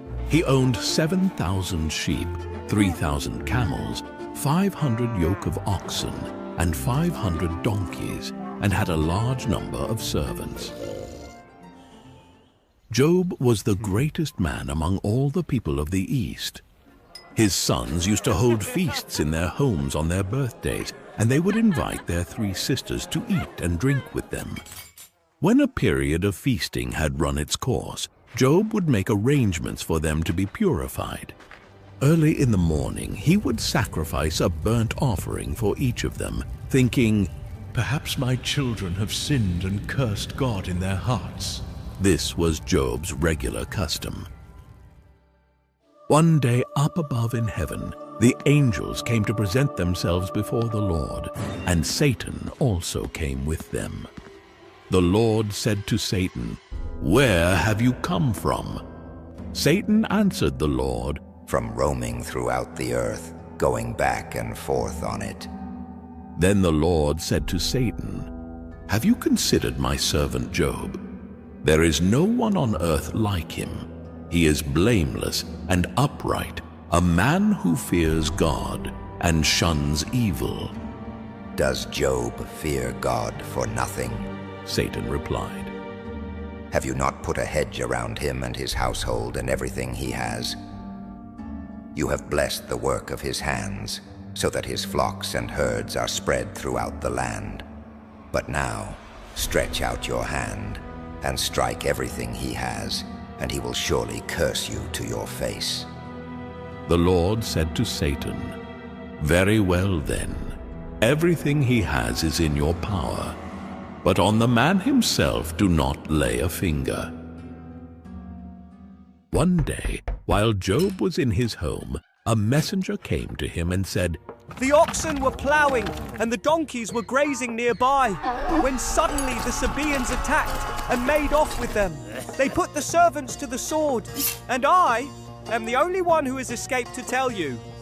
While he was still speaking, another messenger came and said, "The fire of God fell from the heavens and burned up the sheep and the servants, and I am the only one who has escaped to tell you." While he was still speaking, another messenger came and said, "The Chaldeans formed 3 raiding parties and swept down on your camels and made off with them. They put the servants to the sword, and I am the only one who has escaped to tell you." While he was still speaking, yet another messenger came and said, "Your sons and daughters were feasting and drinking wine at the oldest brother's house, when suddenly a mighty wind swept in from the desert and struck the 4 corners of the house. It collapsed on them, and they are dead, and I am the only one who has escaped to tell you." At this, Job got up and tore his robe and shaved his head. Then he fell to the ground in worship and said, "Naked I came from my mother's womb, and naked I will depart. The Lord gave, and the Lord has taken away. May the name of the Lord be praised." In all this, Job did not sin by charging God with wrongdoing. On another day, the angels came to present themselves before the Lord, and Satan also came with them to present himself before him again. And the Lord said to Satan, "Where have you come from?" Satan answered the Lord, "From roaming throughout the earth, going back and forth on it." Then the Lord said to Satan, "Have you considered my servant Job? There is no one on earth like him. He is blameless and upright, a man who fears God and shuns evil. And he still maintains his integrity, though you incited me against him to ruin him without any reason." "Skin for skin," Satan replied. "A man will give all he has for his own life, but now stretch out your hand and strike his flesh and bones, and he will surely curse you to your face." The Lord said to Satan, "Very well then, he is in your hands, but you must spare his life."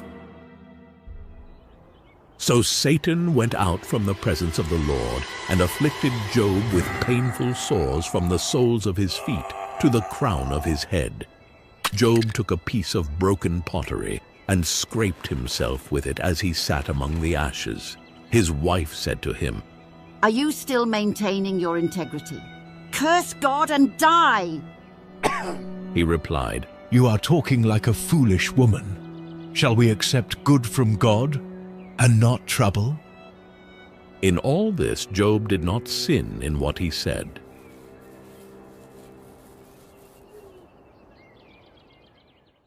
When Job's 3 friends, Eliphaz the Temanite, Bildad the Shuhite and Zophar the Naamathite heard about all the troubles that had come upon him. They set out from their homes and met together by agreement to go and sympathize with him and comfort him.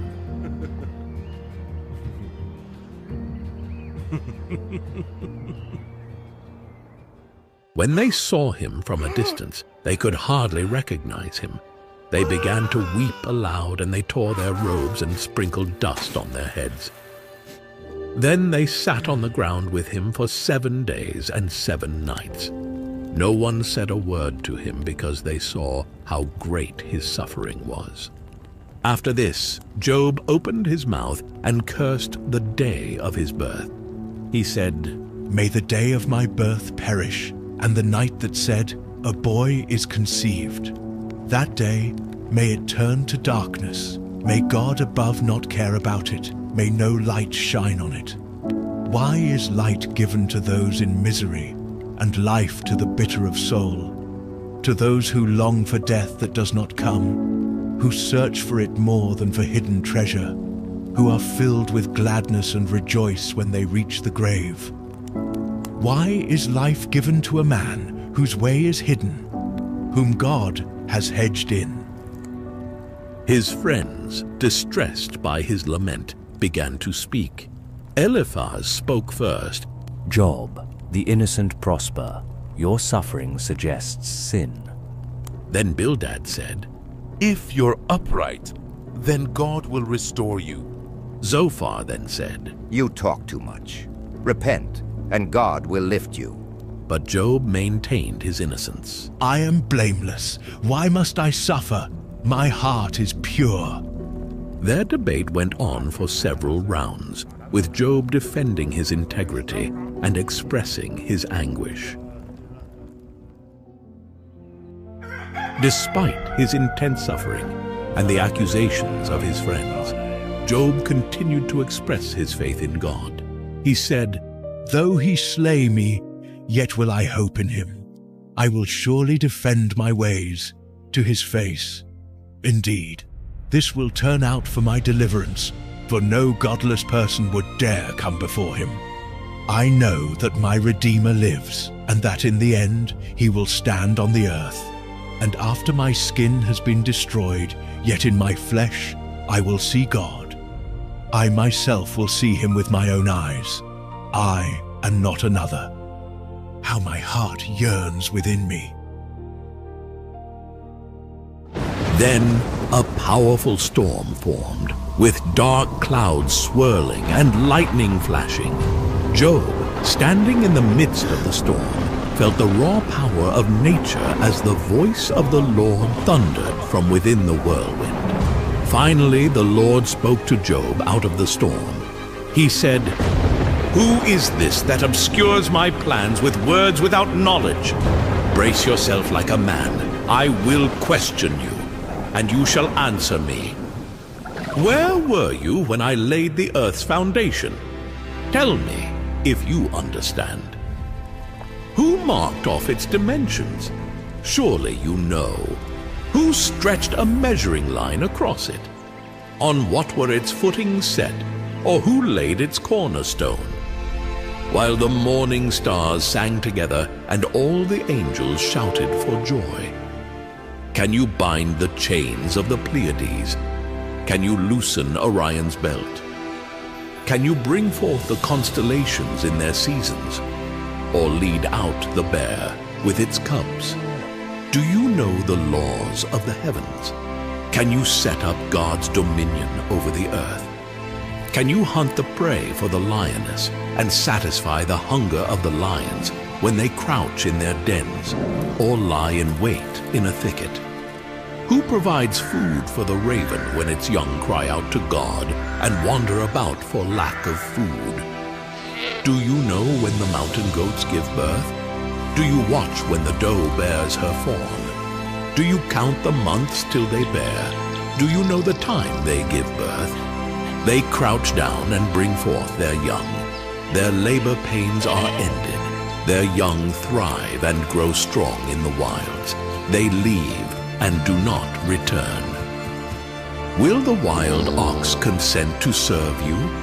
Will it stay by your manger at night? Can you hold it to the furrow with a harness? Will it till the valleys behind you? Will you rely on it for its great strength? Will you leave your heavy work to it? Can you trust it to haul in your grain and bring it to your threshing floor? Do you give the horse its strength or clothe its neck with a flowing mane?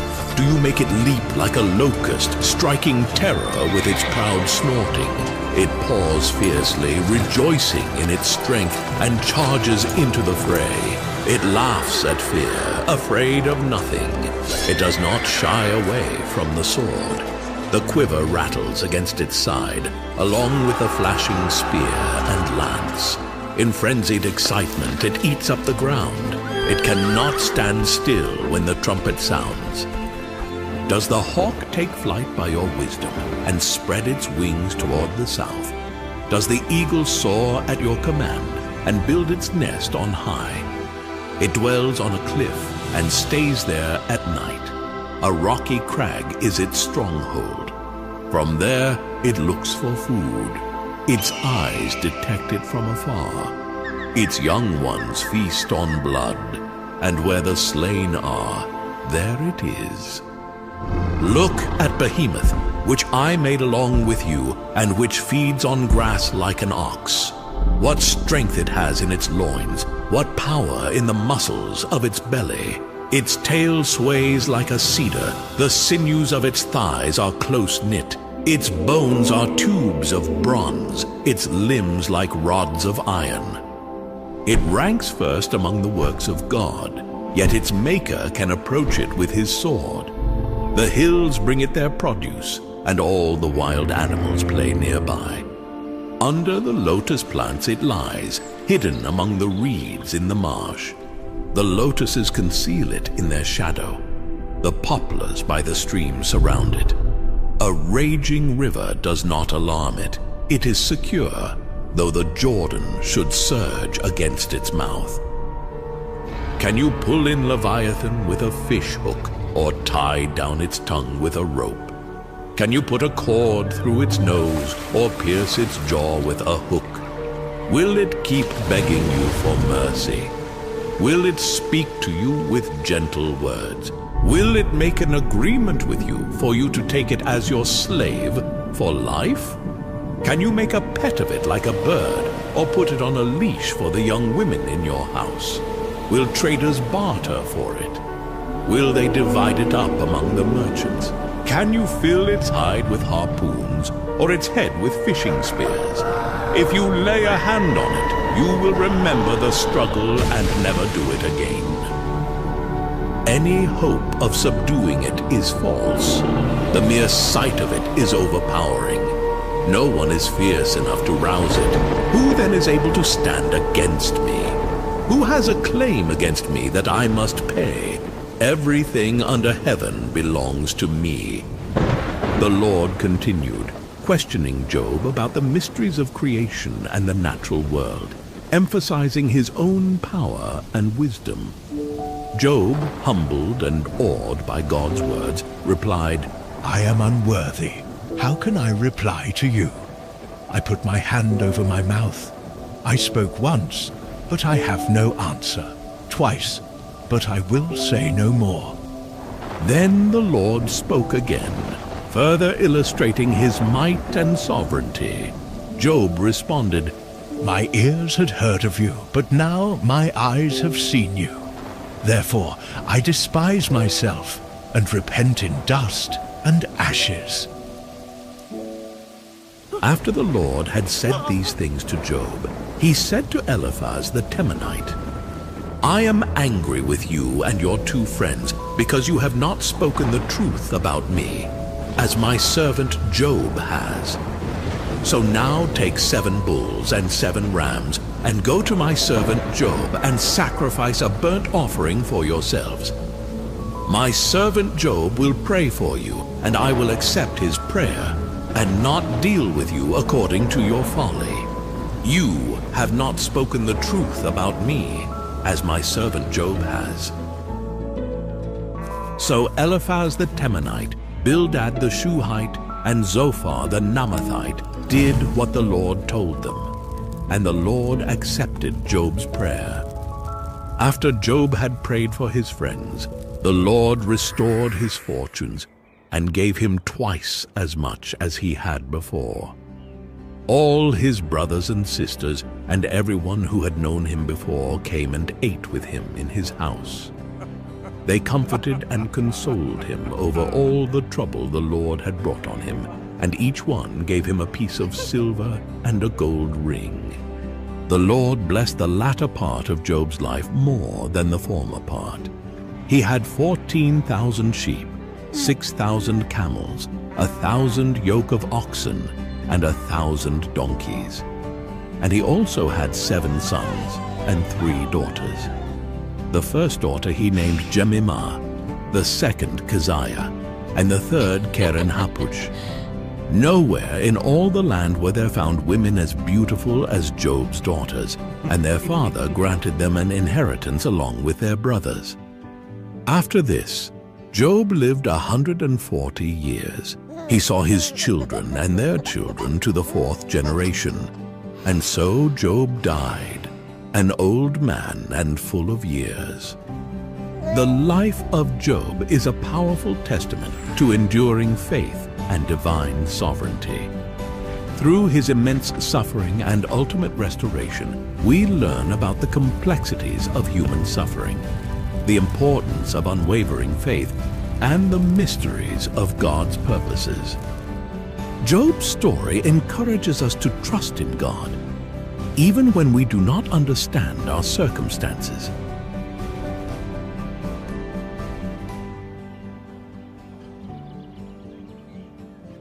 Our story begins during a dark period for the Israelites, who were oppressed by the Philistines for 40 years.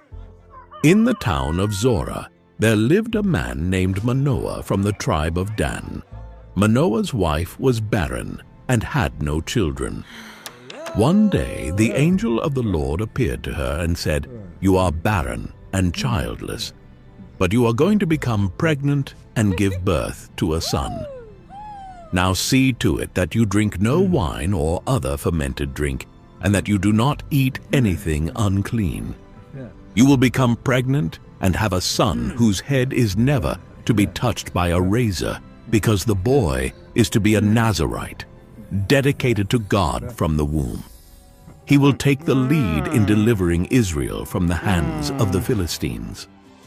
Excited and amazed, the woman ran to tell her husband about the angel's message.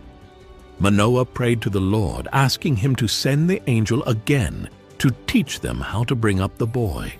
God heard Manoah's prayer, and the angel returned.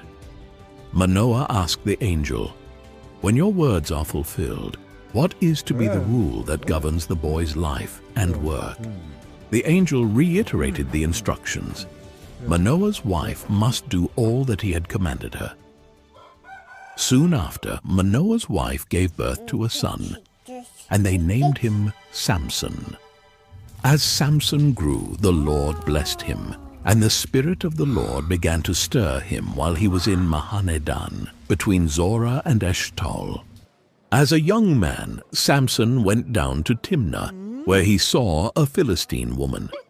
He returned home and told his parents, "I have seen a Philistine woman in Timnah. Now get her for me as my wife." His parents were dismayed that he wanted to marry a Philistine, asking, "Isn't there an acceptable woman among your relatives or among all our people? Must you go to the uncircumcised Philistines to get a wife?" But Samson insisted, "Get her for me. She's the right one for me." His parents did not know that this was from the Lord, who was seeking an occasion to confront the Philistines. On his way to Timnah, Samson encountered a young lion. The forest was dense and the path narrow when suddenly a roar pierced the air. A young lion, fierce and wild, charged at Samson. The Spirit of the Lord came powerfully upon him, and with a surge of divine strength, Samson tore the lion apart with his bare hands, as one might tear a young goat. the carcass of the lion lay in pieces, a testament to Samson's incredible strength. But he told neither his father nor his mother what he had done. Later, when he returned to marry the woman, he turned aside to look at the lion's carcass. In it he saw a swarm of bees and some honey. He scooped out the honey with his hands and ate it as he went along. When he rejoined his parents, he gave them some, and they too ate it. But he did not tell them that he had taken the honey from the lion's carcass. At the wedding feast in Timnah, Samson proposed a riddle to his 30 Philistine companions. "Let me tell you a riddle," Samson said to them. "If you can give me the answer within the 7 days of the feast, I will give you 30 linen garments and 30 sets of clothes. If you can't tell me the answer, you must give me 30 linen garments and 30 sets of clothes." "Tell us your riddle," they said. "Let's hear it." He replied, "Out of the eater, something to eat. Out of the strong, something sweet." For 3 days they could not give the answer. On the 4th day, they said to Samson's wife, "Coax your husband into explaining the riddle for us, or we will burn you and your father's household to death. Did you invite us here to steal our property?" Then Samson's wife threw herself on him, sobbing, "You hate me. You don't really love me. You've given my people a riddle, but you haven't told me the answer." "I haven't even explained it to my father or mother," he replied. "So why should I explain it to you?" She cried the whole 7 days of the feast. So on the 7th day, he finally told her because she continued to press him. She in turn explained the riddle to her people. Before sunset on the 7th day, the men of the town said to him, "What is sweeter than honey? What is stronger than a lion?" Samson said to them, "If you had not plowed with my heifer, you would not have solved my riddle." Then the Spirit of the Lord came powerfully upon him. He went down to Ashkelon, struck down 30 of their men, stripped them of everything, and gave their clothes to those who had explained the riddle. Burning with anger, he returned to his father's home. And Samson's wife was given to one of his companions who had attended him at the feast. Later on, during the wheat harvest, Samson took a young goat and went to visit his wife. He said, "I'm going to my wife's room," but her father would not let him go in. "I was so sure you hated her," he said, "that I gave her to your companion. Isn't her younger sister more attractive? Take her instead." Samson said to them, "This time I have a right to get even with the Philistines. I will really harm them." So he went out and caught 300 foxes and tied them tail to tail in pairs. He then fastened a torch to every pair of tails, lit the torches, and let the foxes loose in the standing grain of the Philistines. Fields were ablaze, the smell of burning crops filled the air, and the cries of the Philistines echoed as their livelihood went up in flames. He burned up the shocks and standing grain together with the vineyards and olive groves. When the Philistines asked, "Who did this?" they were told, "Samson, the Timnite son-in-law, because his wife was given to his companion." So the Philistines went up and burned her and her father's house down. Samson said to them, "Since you've acted like this, I swear that I won't stop until I get my revenge on you." He attacked them viciously and slaughtered many of them. Then he went down and stayed in a cave in the rock of Etam. The Philistines went up and camped in Judah, spreading out near Lehi. The people of Judah asked, "Why have you come to fight us?" "We have come to take Samson prisoner," they answered, "to do to him as he did to us." Then 3,000 men from Judah went down to the cave in the rock of Etam and said to Samson, "Don't you realize that the Philistines are rulers over us? What have you done to us?" He answered, "I merely did to them what they did to me." They said to him, "We've come to tie you up and hand you over to the Philistines." Samson said, "Swear to me that you won't kill me yourselves." "Agreed," they answered. "We will only tie you up and hand you over to them. We will not kill you." So they bound him with 2 new ropes and led him up from the rock. As he approached Lehi, the Philistines came toward him shouting. The Spirit of the Lord came powerfully upon him. The ropes on his arms became like charred flax, and the bindings dropped from his hands. Finding a fresh jawbone of a donkey, he grabbed it and struck down 1,000 men. The ground was littered with the fallen, Samson standing tall, bloodied but victorious, the jawbone clutched in his hand. Then Samson said, "With a donkey's jawbone I have made donkeys of them. With a donkey's jawbone I have killed 1,000 men." When he finished speaking, he threw away the jawbone, and the place was called Ramath Lehi. Because he was very thirsty, he cried out to the Lord, "You have given your servant this great victory. Must I now die of thirst and fall into the hands of the uncircumcised?" Then God opened up the hollow place in Lehi, and water came out of it. When Samson drank, his strength returned, and he revived. So the spring was called En-Hakkore, and it is still there in Lehi. One day, Samson went to Gaza, where he saw a beautiful woman. He went in to spend the night with her. The people of Gaza were told, "Samson is here." So they surrounded the place and lay in wait for him all night at the city gate. They made no move during the night, saying, "At dawn we'll kill him." But Samson lay there only until the middle of the night. Then he got up and took hold of the doors of the city gate, together with the 2 posts, and tore them loose, bar and all. He lifted them to his shoulders and carried them to the top of the hill that faces Hebron.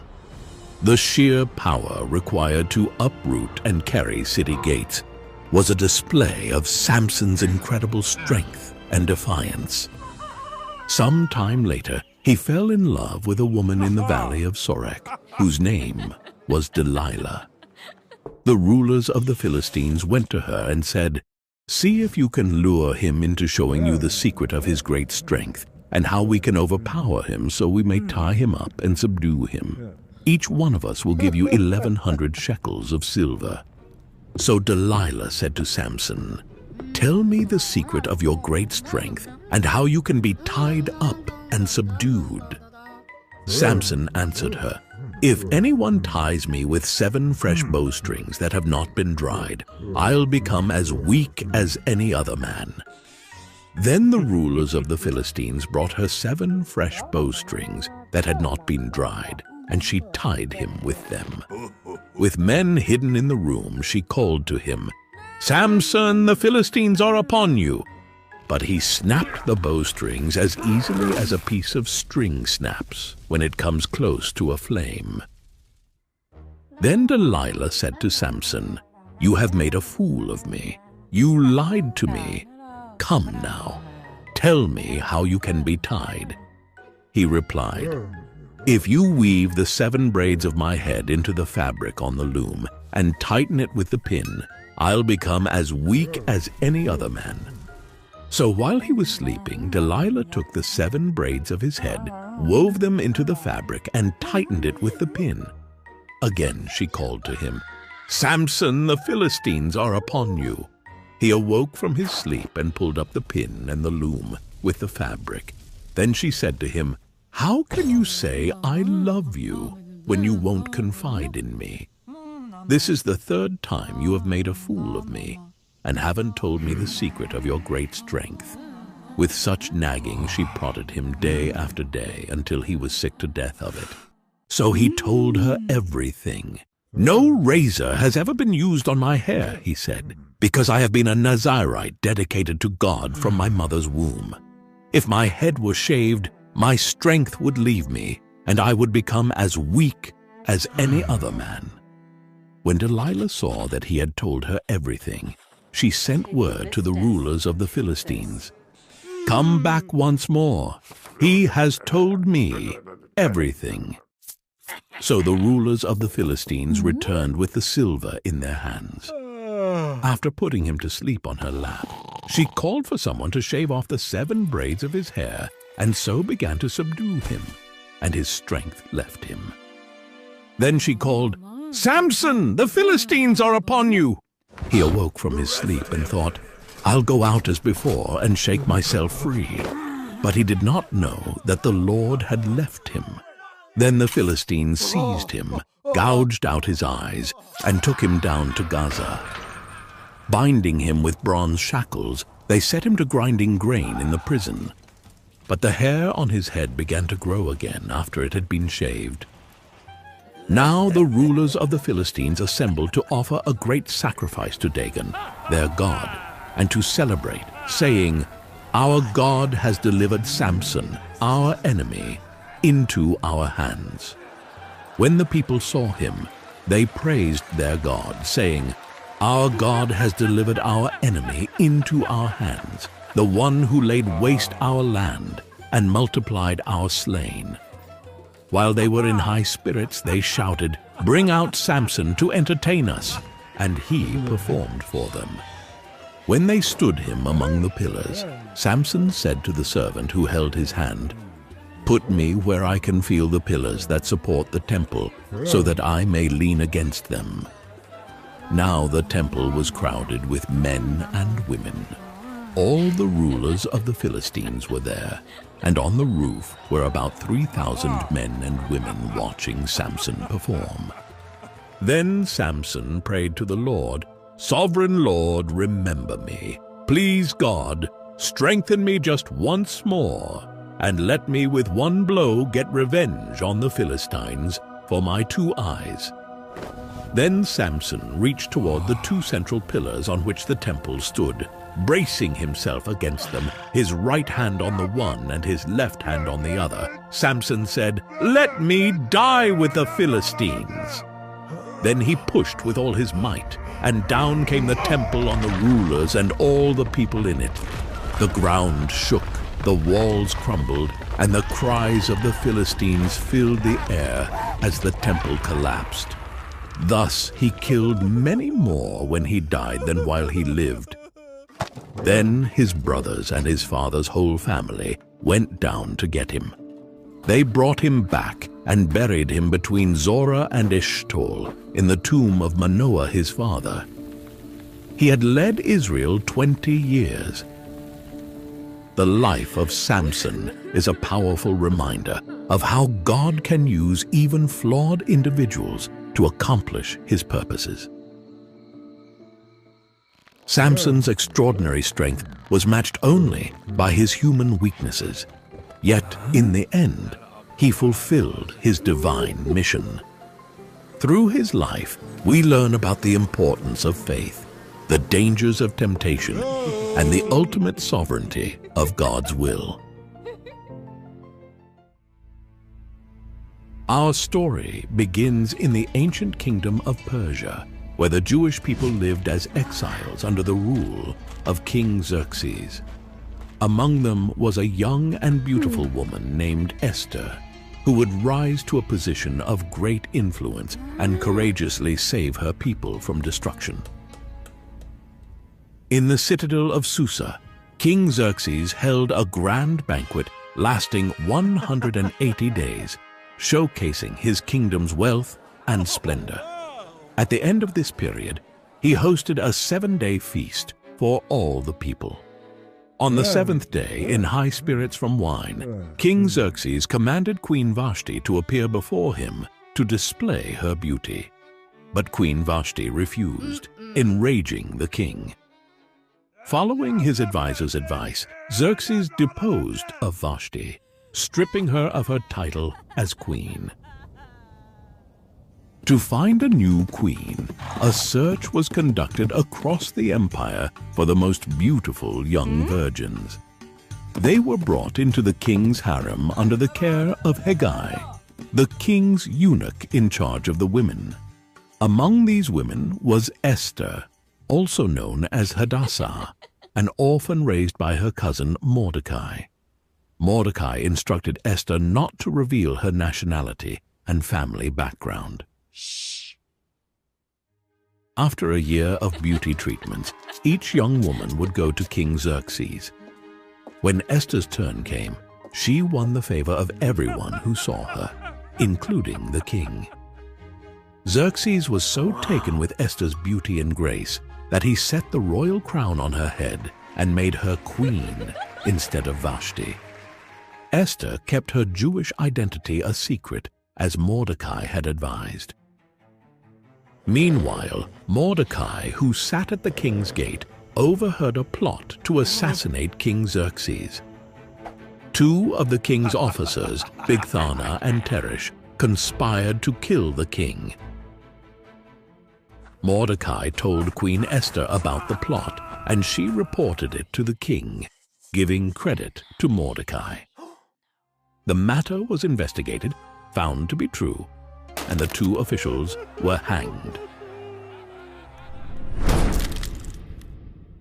This was recorded in the book of the Annals in the presence of the king. An Agagite named Haman was elevated by King Xerxes to the highest position of authority above all the other nobles. All the royal officials at the king's gate knelt down and paid honor to Haman, as the king had commanded. But Mordecai refused to bow down or pay him honor. Haman was filled with rage and sought to destroy not only Mordecai, but all of Mordecai's people, the Jews, throughout the kingdom of Xerxes. To determine the most favorable day to carry out his plan, Haman cast the lot, called Pur in Hebrew, and it fell on the 13th day of the 12th month, the month of Adar.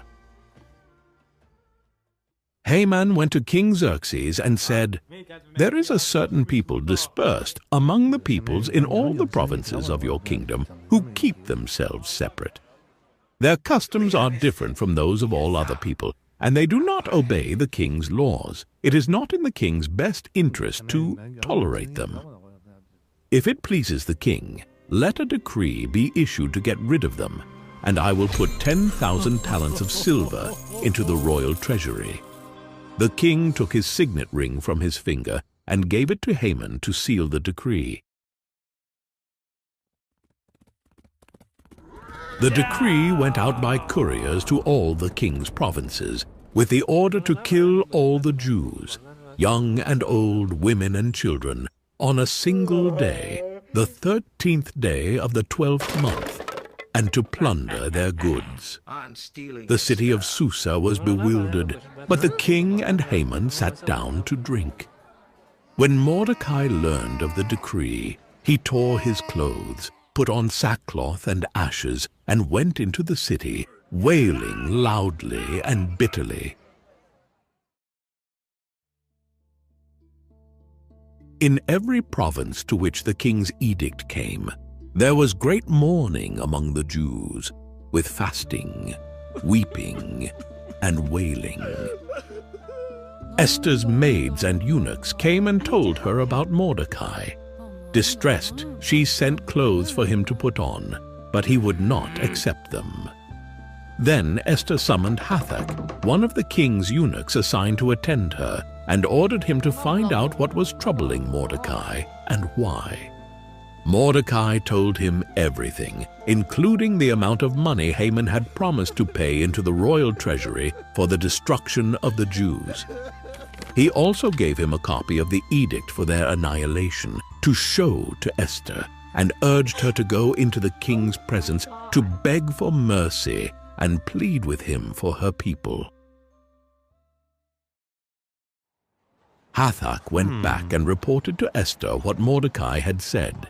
Then she instructed him to say to Mordecai, "All the king's officials and the people of the royal provinces know that for any man or woman who approaches the king in the inner court without being summoned, the king has but one law, that they be put to death unless the king extends the gold scepter to them."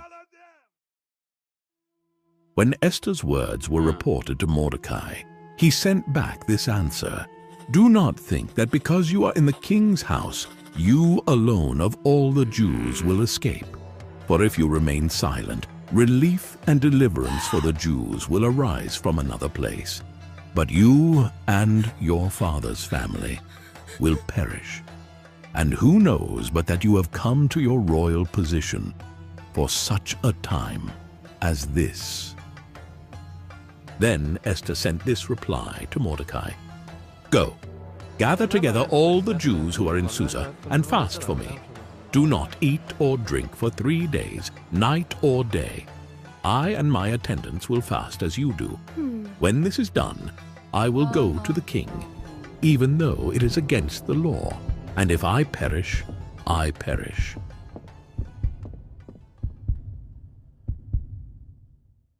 On the 3rd day, Esther donned her royal robes and stood in the inner court of the palace, in front of the king's hall. When King Xerxes saw her, he was pleased and extended his golden scepter, sparing her life. "What is it, Queen Esther? What is your request? Even up to half the kingdom it will be given you." Esther invited the king and Haman to a banquet she had prepared. During the banquet, the king asked Esther what she desired. Esther invited the king and Haman to another banquet the next day, where she would reveal her petition. Haman went out happy and in high spirits, but when he saw Mordecai at the king's gate and observed that he neither rose nor showed fear in his presence, he was filled with rage. Nevertheless, Haman restrained himself and went home. Calling together his friends and Zeresh, his wife, Haman boasted to them about his vast wealth, his many sons, and all the ways the king had honored him. "And that's not all," Haman added. "I'm the only person Queen Esther invited to accompany the king to the banquet she gave. But all this gives me no satisfaction as long as I see that Jew Mordecai sitting at the king's gate." His wife Zeresh and all his friends said to him, "Have a pole set up reaching 50 cubits, and ask the king to have Mordecai impaled on it. Then go with the king to the banquet and enjoy yourself." This suggestion delighted Haman, and he had the pole set up. That night, the king could not sleep, so he ordered the book of the Chronicles to be brought in and read to him. It was found recorded there that Mordecai had exposed Bigthana and Teresh, who had conspired to assassinate King Xerxes. "What honor has Mordecai received for this?" the king asked. "Nothing has been done for him," his attendants answered. The next morning, Haman entered the court to request Mordecai's execution. Before Haman could speak, the king asked, "What should be done for the man the king delights to honor?" Assuming the king meant him, Haman suggested a royal robe the king had worn, a horse the king had ridden, one with a royal crest. "Then let the robe and horse be entrusted to one of the king's most noble princes. Let them robe the man the king delights to honor and lead him on the horse through the city streets, proclaiming, 'This is what is done for the man the king delights to honor.'" To his horror, the king commanded Haman to honor Mordecai in this way. After parading Mordecai, Haman rushed home in grief, only to be summoned to Esther's second banquet. During the banquet, King Xerxes again asked Esther her request. Queen Esther answered, "If I have found favor with you, your majesty, and if it pleases you, grant me my life. This is my petition. And spare my people, this is my request. For I and my people have been sold to be destroyed, killed, and annihilated." King Xerxes asked, "Who is he? Where is he?" Esther said, "An adversary, an enemy, this vile Haman. Then Haman was terrified before the king and queen. The king got up in a rage and went out into the palace garden. Haman stayed behind to beg Queen Esther for his life. Just as the king returned, Haman was falling on the couch where Esther was reclining. The king exclaimed, "Will he even harm the queen while she is with me in the house?" As soon as the word left the king's mouth, they covered Haman's face.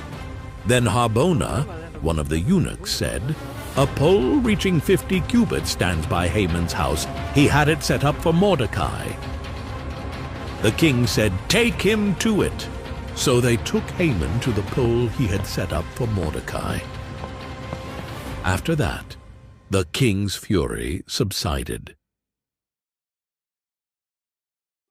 That same day, King Xerxes gave Queen Esther the estate of Haman, and Mordecai came into the king's presence, for Esther had told how he was related to her. The king took off his signet ring, which he had reclaimed from Haman, and presented it to Mordecai. Esther appointed him over Haman's estate. Esther again pleaded with the king, falling at his feet and weeping. She begged him to put an end to Haman's evil plan.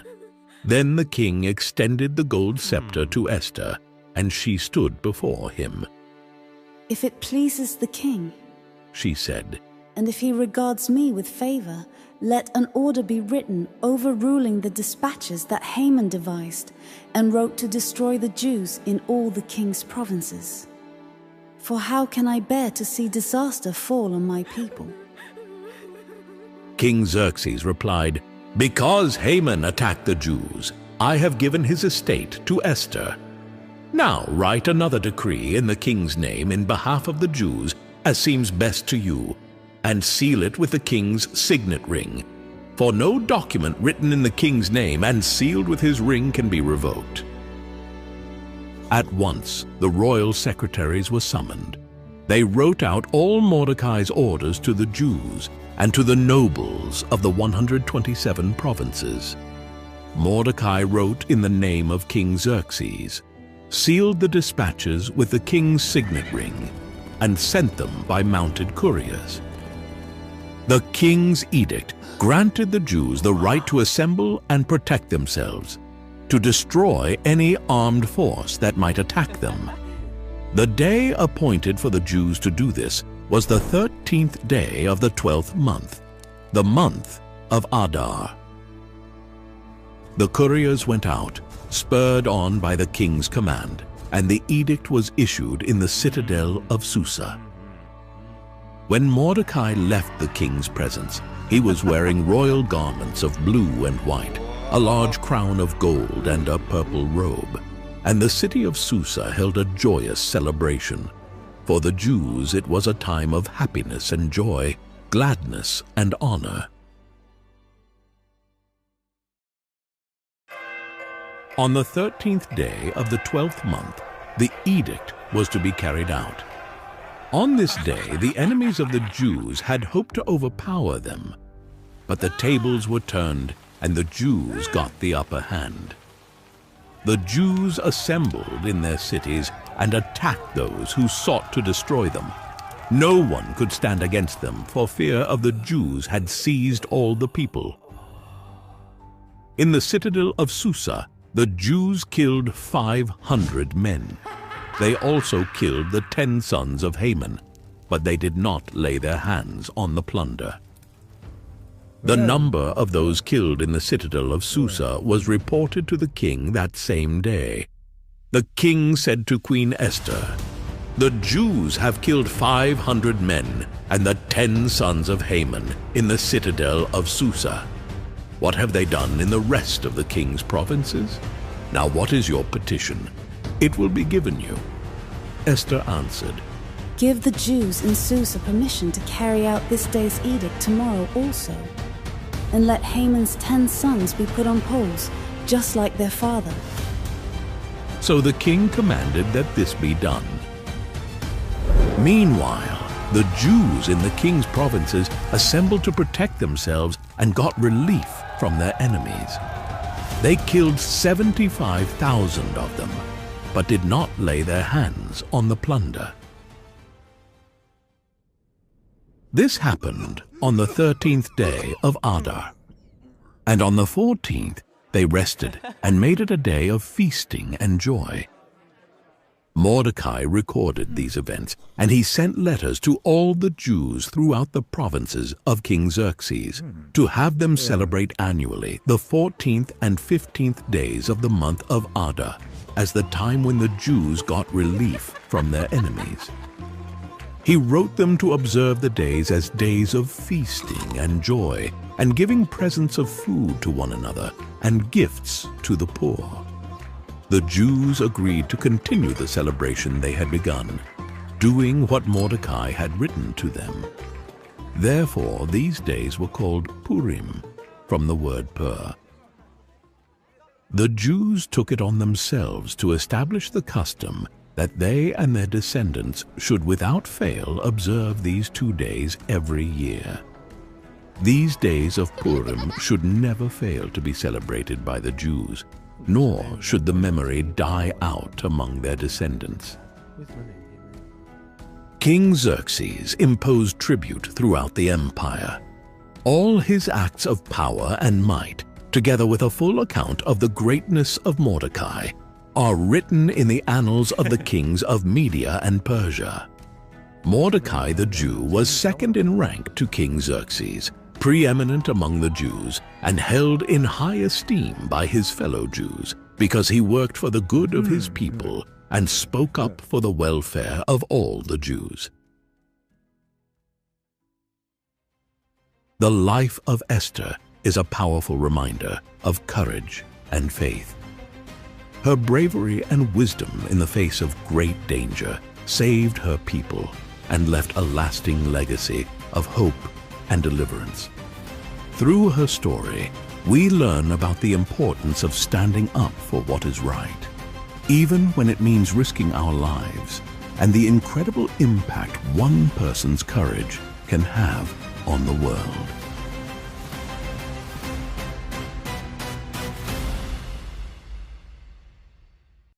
What if you could create cinematic AI films in any style without experience, confusion, or complicated workflows?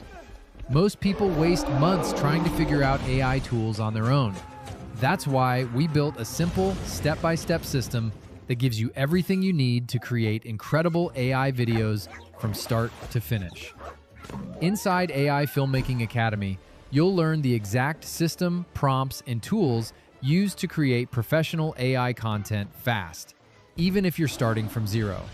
No guessing, no complicated setups, just a clear system that works. Join AI Filmmaking Academy and start creating high-quality AI videos today.